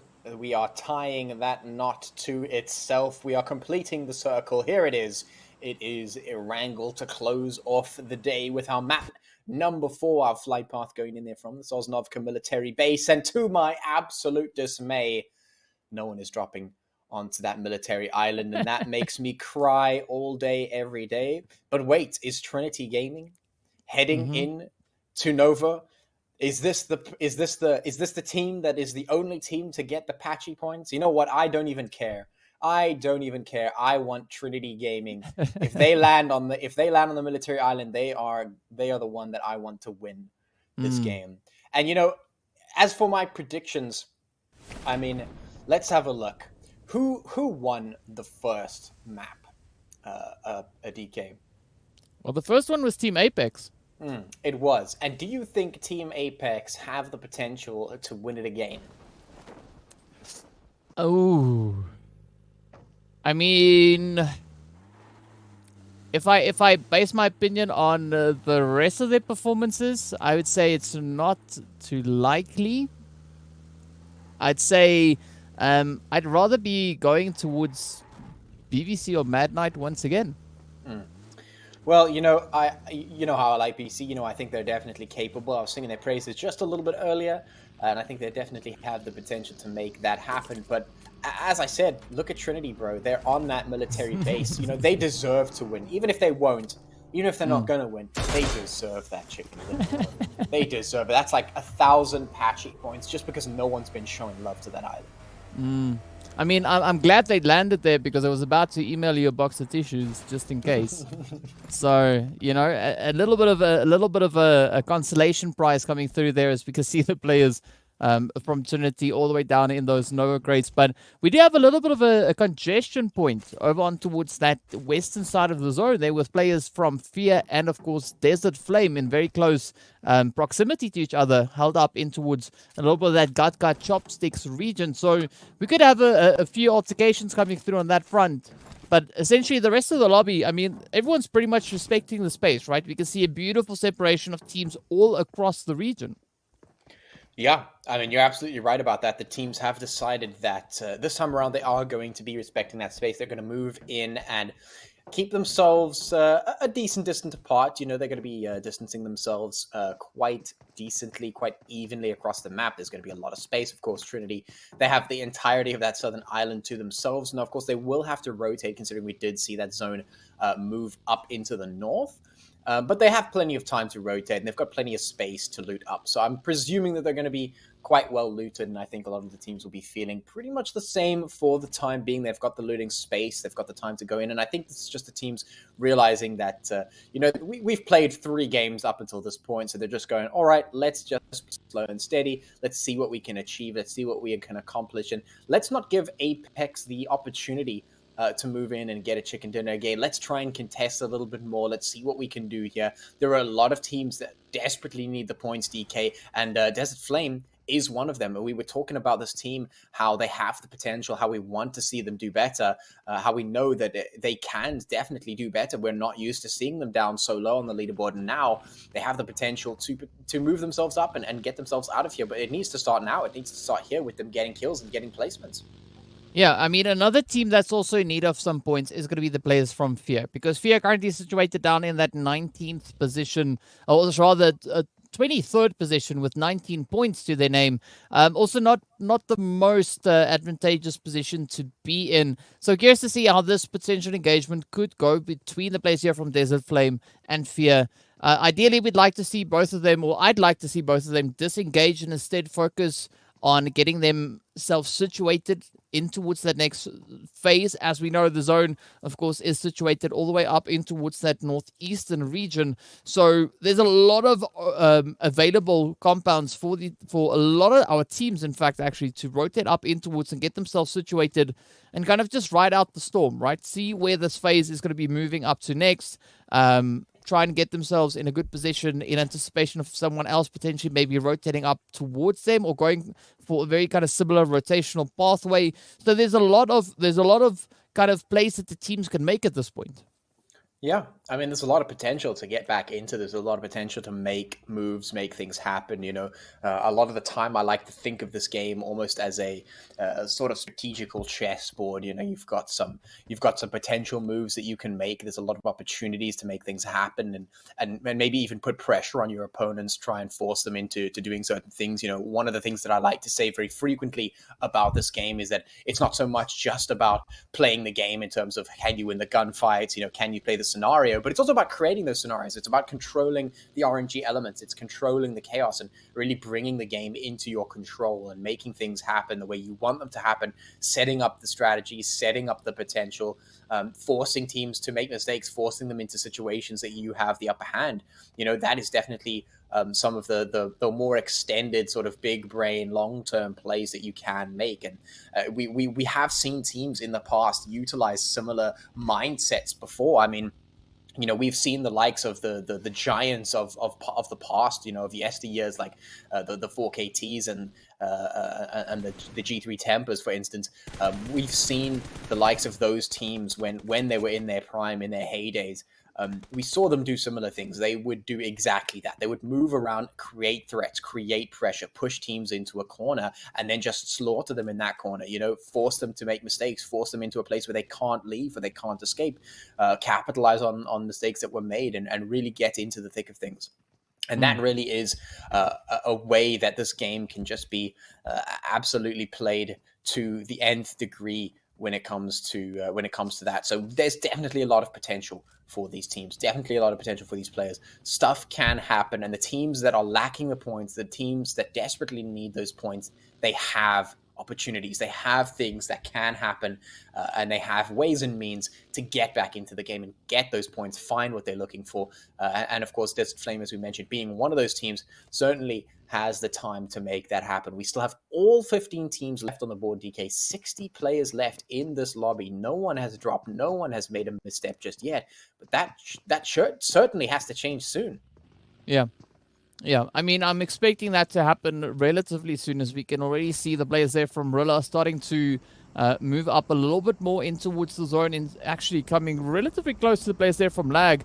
And of course, Team Umzansi as well as Solo also finding themselves in relatively close proximity, but it's only two of the players coming through from Umzansi. So regardless of what happens here, should they fall to some show of aggression, or maybe even the loot crate we see up ahead, you know, they're not going to be too worried about what that outcome will be. But I'm curious to see now, with Team Umzansi being so close to this loot crate, whether or not they're going to actually try and potentially go for that. And I'm also curious to see whether or not anyone is going to be finding getting their hands rather on one of those, you know, AMRs, because we have not really seen any of those being utilized, well, at least not for today. But of course, speaking about engagements, it is going to be the players here from EFX and potentially the squad here from Slime 4KT that could be getting into a little bit of that altercation right here on this bridge, just on the western side there of Yasnaya. Yeah, Could certainly be. Maybe we'll see a little bit of a problem coming through for them. And of course, another team to watch out for, it's Solo. DFE actually getting into that altercation there. Apex going to be falling one by one as Desert Flame tries to pick up the kills for themselves, tries to pocket a couple of points here in the beginning of this game, which it very much still is the early game of this map. Professor going to be taken down. He's stepping it up just a little bit. Ooh, the AMR. It's exactly what you were talking about, DK. You were saying, let's see it. We haven't seen it, and here it is. We get to see it, DK. The AMR is here. Mercury, the chance to pick it up, looting those level 3 items, moving on with that nice 50 ACP in the pocket, potentially to take out some teams from a very, very long distance. Yeah, I mean, you could almost fire at them from Sanhok. That is pretty much the efficiency of that AMR. But again, now with that being in the hands of Mercury, I'm curious to see how that one is going to play on through. But of course, looking a little bit further down towards that Pachinki region and the surrounding areas, it is going to be the players from Fear and Chaos held up over there. And as we look a little bit further on towards the more northern territories, Slime and Mad Knight about to continue the altercation, as we already have that first knock coming through on towards Ammo. But now they are surrounded and that confirmation is locked in. So Mad Knight seeing their numbers starting to dwindle, well, quite slowly, but still, it's not going to be too much of a chaotic situation they find themselves in. As we know, Mad Knight is still a very much a formidable team. I mean, they've been showing their consistency, and alongside BBC, Mad Knight has also been super consistent with regards to the points. I mean, BBC coming to the end of that third match, we're sitting on a grand total of 50 points for the day. Mad Knight was sitting on 51 points after our third match. So let's see how much further they are able to push their performances here today. Yeah, 4KT looking into the future, looking in towards Mad Knights to try and capitalize here, to try and pick up the pieces, pick up the kills, find what they're looking for. And the Beast just trying to defend here up against this wall. Knows he's in a tough position. He's got the UMP to try and make something happen in return, but he has to be careful. I mean, he's got a lot of players to worry about, and well, there's just too many angles, and Lizard is just going to solidify that one, pick up the kill very, very quickly. Tyson all the way on the back line. No res is going to come through for the Mad Knights. There's just no way that this is going to happen. Basically, it's just a case of 4KT making sure they don't get taken out on the walls. They try and jump over and secure that one. DFE, in the meantime, though, they're going to be launching a counter-attack of their own, picking up your killer is one by one, pocketing a few kills for themselves. Very nice on that front. 4KT, of course, will find the Beast. And now Lizard just going to be pushing up to look for Tyson and secure the final nail in the coffin of Mad Knights. Yeah, I mean, this could be a very successful run indeed for Slime. But of course, they're looking to bring in a little bit of improvement on their Erangel kind of run. As we saw in that very first match, they came in with only 2 points to their name. So this is already proving to be a much more of an improved performance coming in, at least for the players here from Slime. But now it's not over until it's over, as they still need to try and find Tyson. Just kind of trying to play it out on that staircase. So you can see Sexy Fexy now just waiting for the opportunity to come in with that rush and potentially find that closure. But of course, the utilities are getting sent on down. And this is a position where Mad Knight, I mean, they're not too worried about the outcome of this particular game. As we know, they've already been able to... What on earth? I believe I can fly. Well, it is going to be Slime to close it off, and with that, send the players there from Mad Knight right over into the lobby. But again, I'm not too worried for Mad Knight, right? As we know, coming into this match, they were already sitting in that third position, and, you know, it's been a good run. Yeah. I mean, you're absolutely right on that front, but I've got to be honest with you, I'm looking more towards BBC than Mad Knights right now, because BBC, they're very close to the top of that leaderboard, and right now, a couple more points for them is going to mean the top of the leaderboard, and they're almost very, very close to breaking that triple digits for themselves, so very, very strong performances from them so far, and a really good potential there. Of course, EVX getting wiped off the board there by Team Nzimbi, who's looking for a couple of points to pocket of their own, but indeed, you know, as I was saying, BBC, very close to that triple digits, and a good game here for them could mean a quick jump up on that leaderboard to those triple digits, and of course first place, which is quite formidable for them. Yeah, I mean, BBC only being 1 point away from tying up onto pole position, and of course, you know, we're looking at a bit of at least a 2 point minimum for BBC to come through in this performance. And from what we've been seeing from BBC, I think that is definitely on the cards, at least for them, as they've been really showing some substantial performances here. And they are yet to find enough eliminations to ensure the points, regardless of the placement. But another team that I'm quite excited to see what their performance will be is going to be the team right here, Team Umzansi. As we know, on their first showing on Erangel, only 1 point for them. But so far, they've already been able to improve that performance fourfold. And now it is going to be Slime also just venturing up from that Rozok position, just finding a few of the stragglers along the way. Yeah, picking up the stragglers here and there, pocketing some points is the name of the game. 4KT, they are all players strong, although our player there, looking for a couple of shots of his own, going to try and shut 4KT down there, and Diag's also finding a few shots of his own there. 4KT trying to move up the hill against Umzansi, and Umzansi not really keen to let them do that. Not really happy to let that happen. Pronto trying to find a bit of a flanking position from the other side there, trying to shut that down with a counter flank of his own, trying to keep them at bay. And Umzansi just repositioning and restructuring to make sure that they can resist the attack, that they can defend nice and solidly. We still have plenty of teams remaining right now, DK. I mean, this is kind of getting worrying. We're in 4 zones deep so far, moving in towards 5 zones deep, and we still have 13 teams and 47 players on the board. I mean, these guys are not playing around. They want to survive, and survive is exactly what they're doing right now. Yeah, it's going to be a very hairy fight. I mean, so many teams kind of just trying to snap into position, really dialing up the aggression. Team Umzansi being a good example of that now, but they are going up against a very formidable force. There's going to be players here from Slime. They are very, very comfortable, especially moving through these kind of city-like regions. As we know, they like to start over in towards Jasnaya. And looking at Rozok's kind of layout, it is similar to a certain degree, but not a 100% similar kind of approach. But the good utilization of those elevated positions coming through as Slime is moving in and starting to strike down on Team Umzansi. Yeah, moving in and striking down is exactly what is happening. In Umzansi getting stricken from the list there and put on to the list of dead teams that are being sent back to the lobby. 12 teams now remaining there, as 4KT will just pick up those kills and not give anything in exchange. No bad trades for them at all. They've got all of their players still remaining, which is definitely what we expect from 4KT, but it has to be more. I mean, we need more from these guys. We need more in terms of performance. We need more in terms of points for them. They need to keep these players, keep these numbers going into the last round if they want to pick up a decent chunk of points for themselves. So we'll see if they can make that happen for the time being. Though the zone has shifted in towards the south once again, and we haven't really been paying much attention to that, but it has shifted in to slightly to the south of school, just north of Pachinki.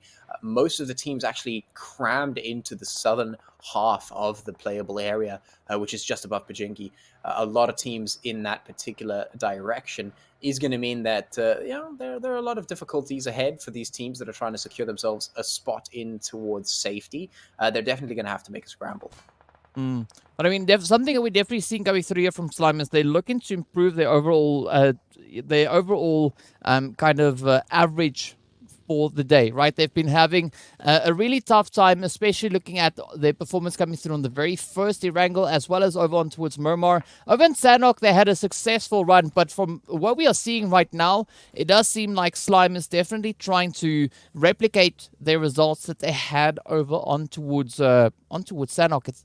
So I'm loving the show of aggression, but they are looking a lot more comfortable, I have got to say, in this match as well, right? It seems like they've got their kind of strategy and their approach to this game a lot more decisive. It's not like things seem to be a little bit here, a little bit there. You can see a lot more clarity coming through with their approaches. Yeah, absolutely right.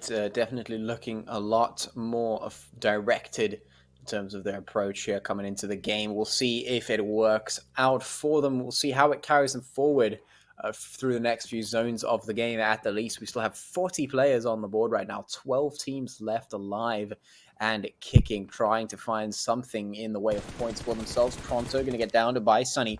That's BBC taking up a little bit of that initiative, and certainly we don't expect anything else from them. BBC have been absolutely on a roll, and this is a team that is vying for that top leaderboard slot on the overall leaderboards. This is a team that's about to break. If they can make 10 points in this game, they're about to break that triple-digit score here in the semifinals. They'll be the first team to do it in the semifinals, although not the fastest in the season. Certainly a formidable score, nonetheless, being, of course, in the semifinals right now. BBC now under a bit of fire, so really Insiders looking to take that away from them.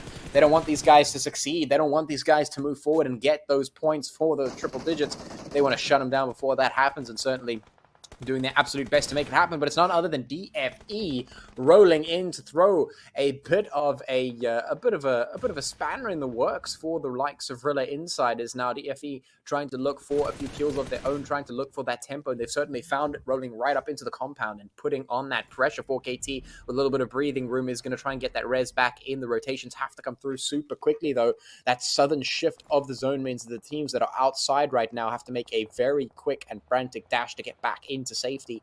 And well, if you look at the population of that zone right now, it is absolutely cram packed. It's like a sardine tin right down there, and these teams are going to be struggling to find a free space to slot in.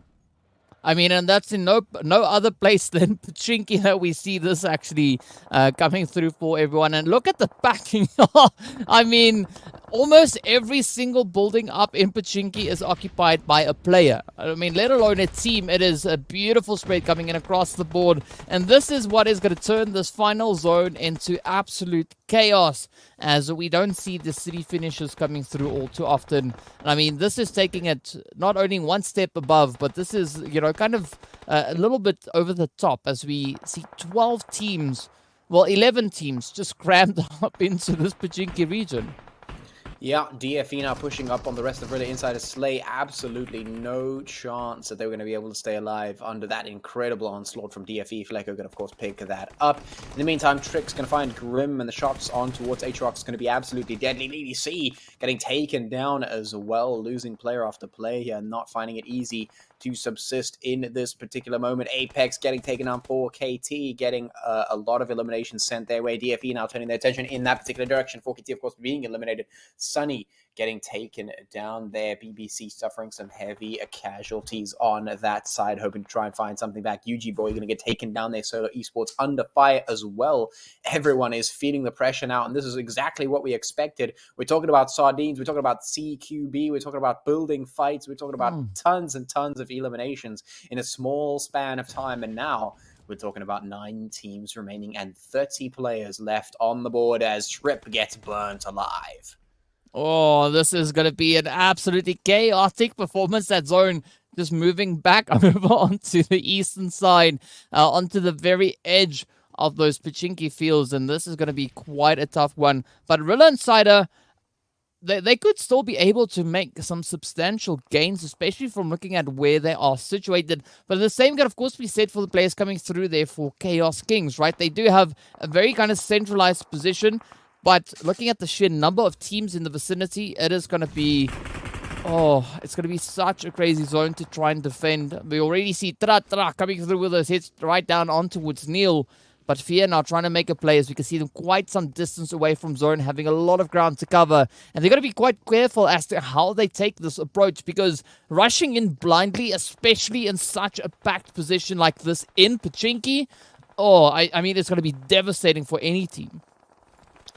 Yeah, it is certainly will be, and I mean, the devastation could roll around to just about anyone right now. Trinity getting feeling some of the devastation, DFE feeling the pain, BBC feeling the pain. Everyone is looking to stay alive, but Fear, there's a wedge driven right between them. You can see Nail and Myth there from Trinity splitting Fear down the middle. King and Tara just not finding what they were looking for. King getting taken out, Myth actually getting hit, as well as Lens trying to split out towards Outcast, as Solo Esports pushing in to that side of the board for Fear. Certainly not going to be able to subsist very well. Myth is down. Neil, trying to run away, though. He's not wanting to get the res in on the team, leaving him behind. They've made the executive decision to move on and try and perpetuate themselves in towards the final few zones. Solo now going toe-to-toe with Fear, and it's not working out for Solo very well. Fear pushing on up, getting some of that tempo, but Solo have taken the few casualties of their own, trying to recuperate just a little bit. Now Fear on the back foot potentially,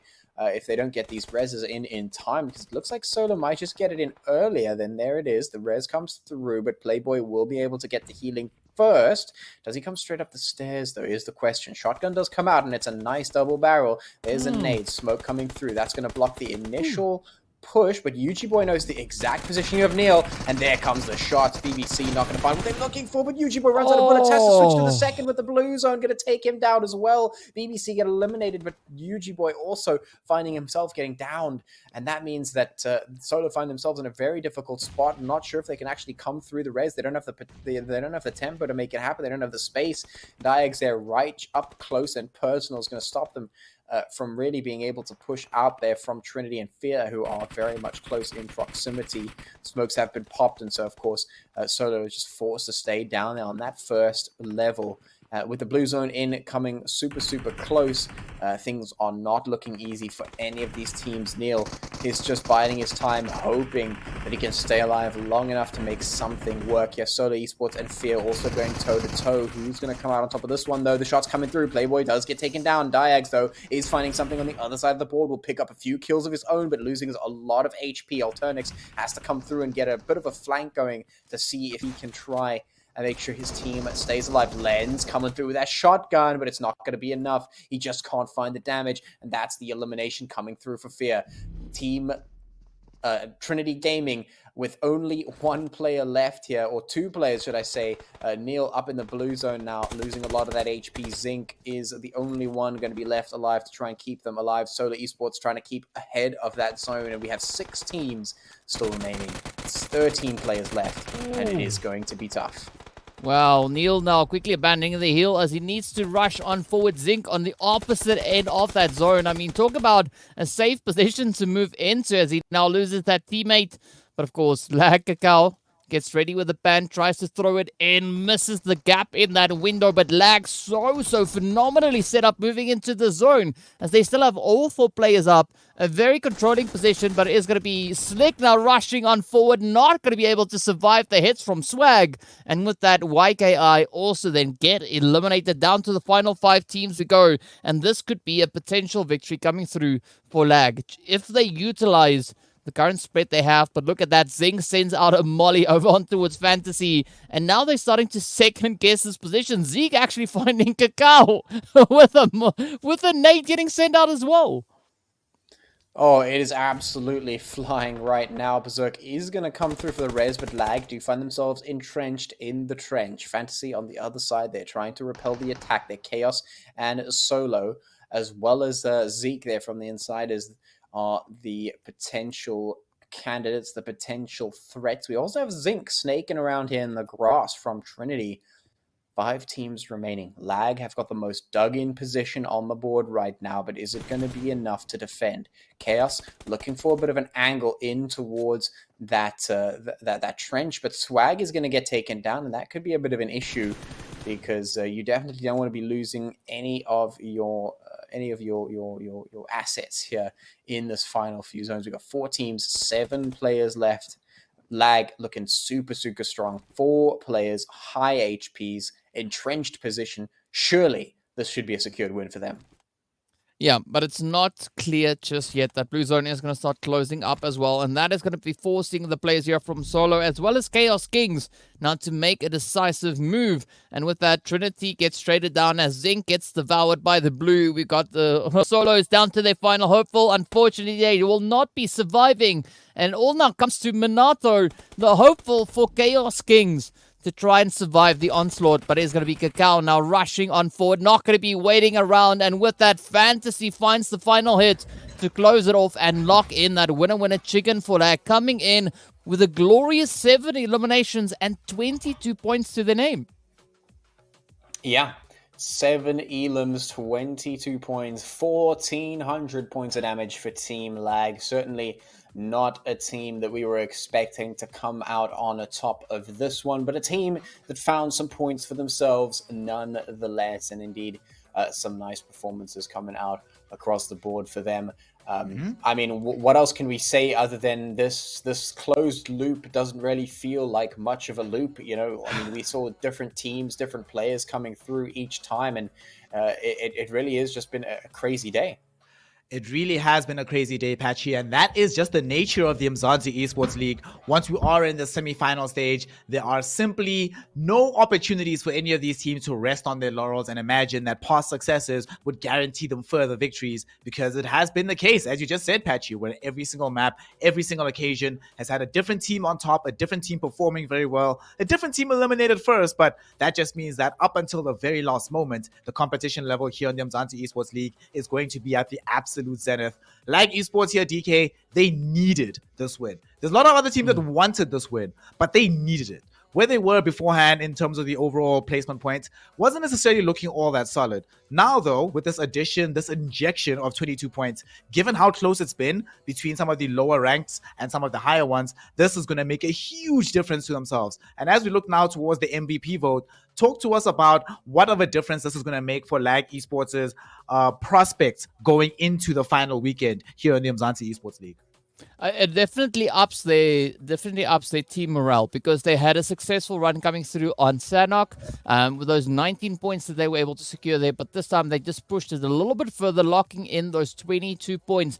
But also a very surprising play coming through here from Desert Flame Flacco as well, being our MVP for the match, picking up those 6 eliminations and the 700 damage. So that's not too surprising to see that kind of performance coming through there from Flacco. But as we know, it was a relatively tough match. I mean, Flacco being the one sitting at the top with eliminations for his team as well as the match. But Desert Flame essentially finishing all the way in 8th position. Yeah, Desert Flame finishing 8th despite the fact that Flacco performed so well. We're going to be seeing now exactly how these placement points ended up bringing them forward. One thing that I find very interesting here as we look at these placement points, Patchy, is the fact that Team Lag, our winning squad, came away with 7 eliminations. Our MVP in Flacco by himself almost matched that tally or in on his lonesome. That just goes to show you the difference. Some of these teams just have that one standout player, right, that can make these deep pushes. We saw earlier from Team Apex, similar things happening. But sometimes, if you just rely on playing more for placement points, this is the first time I think that Team Lag has gotten to the top of the leaderboard with very few eliminations. But at the end of the day, who cares how you get to the top as long as you're there at the very end, right? Yeah, I mean, if you can get the points, if you can get the chicken dinners, I mean, who cares how you got there? Absolutely right. Definitely, you take what you get, but it is definitely telltale for the playstyles of these teams. I mean, we see the like of Desert Flame Esports coming up in 5th position. They've got 10 points to the name, but almost all of those points in the pocket of a single player on their team. You know, versus a team like Lag, they get some eliminations amongst the few of them, but then they also end up picking up that chicken dinner, which counts very, very strongly in their favor. Solo Esports finding a little bit more success than they did in the previous game for themselves here in position number 3. Now, as we move on to that second page, we'll take a look at the teams that did not find exactly what they were looking for here. Yeah, some of these teams really have been struggling on Erangel Part 2. It certainly did not look like Erangel Part 1 of the evening. Of course, Mad Knights, Team Apex, teams that have done extremely well today in tandem with Aatrox and BBX, not necessarily able to claim that many points from Erangel Part 2. DK, are you surprised by how different the Erangels are? You know, normally the reserved wisdom would be that once a team is able to demonstrate good quality on Erangel Part 1, they should be able to replicate that on Erangel Part 2. But here in this third week of the semifinals, the third day rather, that's literally not happened a single time. Every time Erangel has brought us very different and markedly different results at that. What do you chalk that up to? Why aren't teams able to be consistent on map 1 of Erangel as they are on map 2 on the evening? I mean, the only team that has shown that consistency is Chaos, right? Chaos walking away with 18 points in the first match and now 20 in the second match. So they're the only one in this entire lobby that showed that consistency across both the Erangels. But at the end of the day, it comes down to RNG, right? Because you don't have that zone always moving in the exact same way. You don't have the same flight path. You've got so many different factors that actually play into that. And if the RNG is working out in your favor, you see the team actually capitalizing on it and ending up at the top of the leaderboard. So it does seem like the players there from Chaos Kings, they were able to assess the chaos and make some really good decisive decisions based on what they had available to them. Let's see how those decisions will be rewarded in the overall ranking leaderboard. Of course, these 4 maps of the evening. All of these points will be tallied and go into this overall 24 tally to see who the top 16 teams are going to be. At the very top, as expected, are going to be Team BBC. We spoke about this a little bit off air, Patchy, and I know you love BBC. I'm going to give you an opportunity to rail on your boys a little bit here. Before this, they were on 90 points. They should easily have been able to get themselves into the triple digits, be the first team in the semifinals to get to that level. Even Mad Mites and Chaos Kings also had opportunity to do so. What happened? Why did these teams not find the necessary performance to be able to do so? I mean, they're still safe. They're still in the top 8. They still have risen in the overall ranking. But I don't think they'll be satisfied with their performances, especially on Erangel Part 2. Yeah, I mean, it's all well and good to get, to be the first team to get those triple digits. It doesn't mean much in the long run, it's just a bit of a bragging rights title. But you're absolutely right. You hit the nail on the head there when you said they weren't really finding what they were looking for in Erangel Part 2. I don't know if that's just because maybe they decided, listen, we've got what we needed. We're A-okay. We don't really need to do too much here. I mean, we've secured our spot in the finals. It's not too much of a big problem here. BBC, Blackjack, Mad Knight, Chaos, 4KT, they're quite happy. I mean, this is page number 1, really. Insiders, Mars, Unique. Everyone's here. They're cool. They're chilling. It's going to be really hard to dislodge them. I mean, I don't think there's much of a chance for any of that to really happen. So they're A-okay, and they're not really trying too hard and to sort of overachieve. And that's okay. That's exactly the sort of thing we expect from them. Recuperate a little bit, get that mental going. Because, of course, moving into the finals, you're going to have to give 110, 120, 150% to really even break even with a lot of these teams that are going to be trying really, really hard and giving all they've got to make that slot, because of course only one team can take that win. Only one team can pocket that fat stack of cash that comes with that win, and the bragging rights, of course, that come with that. So definitely, maybe these teams just took a bit of a back seat and said, we don't really need to overperform here. Let's not worry too much about it. One thing that has led to, though, DK, as we are going to be looking at the results now from 9th to 16th, the other safe teams that are going to be, at least right now, secured for our finals. The thing that we have seen as the day has worn on, earlier on, I was complaining quite a lot, to be fair, about how stark the distribution of points was from, let's say, the top 6 teams and the very rest of the pack. Because of this dynamic that Patchy was just mentioning now, where teams feel maybe we've done enough, we don't necessarily have to show up as much as we have in the prior maps, that has also led to a situation where the points tally become a lot closer than it would have been otherwise. Yes, 16th place is still being doubled up by first place, but the gap between, say, 3rd and 14th, way, way smaller than it was when we started today's proceedings. And that's going to be causing a little bit of stress for those teams that are in the top 6. Yes, they are in the top 6, but that could easily change with just one day of performances. So talk to me about how these teams are going to be preparing going forward, given that now we are at a stage where practically nobody is allowed to rest on their laurels based on the successes they've already had in the tournament. I mean, obviously, the higher up the teams are on that overall leaderboard, the more comfortable they could feel at this point in time. I'd definitely be a little bit more worried if I was situated on the second page. As we can see, there are some points separating 9th and 16th place, right? But it's going to be a little bit more of a worrying position once we move on to that next page, because between 17th place and what we see a little bit further on down, the points are still relatively easy to come by, right? It's just going to take one great game for either of these teams situated down on this third page to potentially catapult themselves back up onto the second page. So I do believe the teams on the first, they are not really in any potential points where they should be too concerned. Just look to continue with the consistency, just maintain. They don't have to worry too much about performance, but it is going to be a lot more pressure coming through for the team sitting on the second page, and especially on the third page. We're going to be expecting a lot more, at least with regards to their plays coming through in these final few days. As you said, today kind of marks at a halfway point. So whatever they are looking to accomplish, should they want to qualify for the finals, they really have to bring in all the focus they can find to just push themselves through the remaining few days. There's only a couple of days remaining right now here in the Umzansi Esports League in the semifinals. We are officially halfway done. Only 3 game days will remain. Of course, not every team that we see on this leaderboard will be involved in those game days, so they need to make sure every performance is as stellar as humanly possible. And speaking of stellar performances, let's take a quick look at the elimination leaderboard, because here is where we see the squads that have been really taking the fight to their opponents and putting them in as uncomfortable positions as humanly possible. Of course, Skydu, it's Skydu. What can we we do? 48 eliminations, still way far ahead. Zeke also find himself in a very good position with 46. Strix tonight adding to his tally, getting all the way up to 42 kills with an obscene amount of damage being dealt out. But what I really want to talk about here, Apache, is the two teams that we see in 4th and 5th position. Team Lag, of course, have been slowly but surely trying to find their form, getting these deep performances. Kakao just going off, especially tonight. He's just been an absolute madman.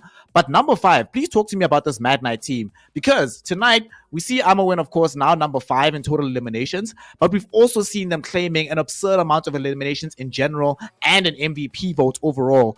Is this a squad, just in terms of pure aggression, that everybody should be looking to learn from going into these final weeks of the competition?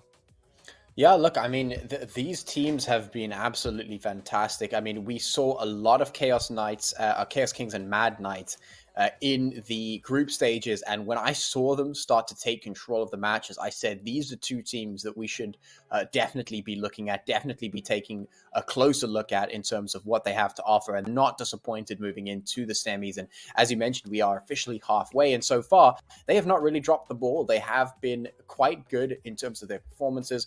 They've brought some fantastic plays to the table, and they've shown us that they are incredibly formidable. And so when it comes to these teams, yeah, absolutely, there are teams to look up to, teams to look forward to, and potentially emulate if you need to, bring your skills up to scratch, and you want to look for a few more ways to play. Definitely not a bad team to be looking out towards.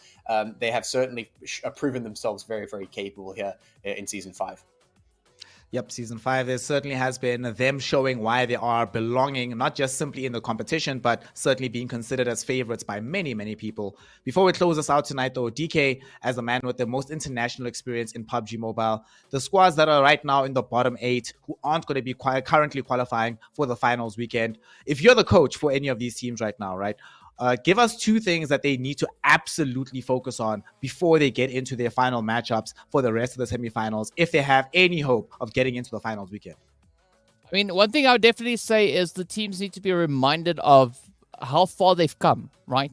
They've made it into the semifinals of Umzansi. They've played against how many other teams to try and secure their positions all the way up to here. So the teams definitely do possess the capability of being much further up that leaderboard. It comes down to them coming to the realization that they are in a position where they still have control.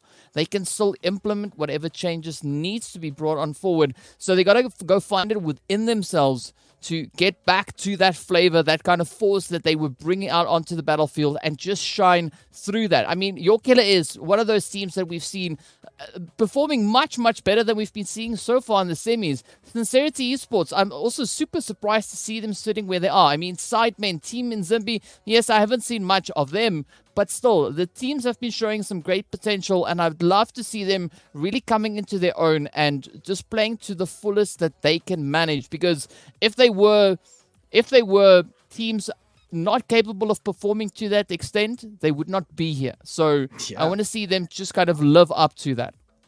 Whew, that is an amazing coaching session given to you for free coming out of our boy DK. So please, all of these teams, pay attention to the man's words. Find it within yourselves to elevate higher, because as he said, you're here for a reason. This is not by fluke or by chance. You have the capacity to find yourself as one of the best teams in PUBG Mobile on the African continent. So certainly you should have enough within yourself to push for a title slot here in the Umzansi Esports League Season 5, brought to you by Nodwin Gaming. With that, though, we are going to be closing things out for the evening. So I want to say very much thank you to 100% Prediction Patchy, as well as DK. And you at home, if you want to be going ahead and thank these gentlemen, you can go ahead and follow at DKZA_gaming or at _Patchy. Make sure that you're hollering at them. Let them know how much knowledge they have brought to the table today. And of course, please make sure that you are following Nodwin Gaming Africa to be abreast of all the happenings here in the Umzansi Esports League. This is our 5th season. However, the action has not concluded just yet. We're halfway through the semifinals, and over the next several game days,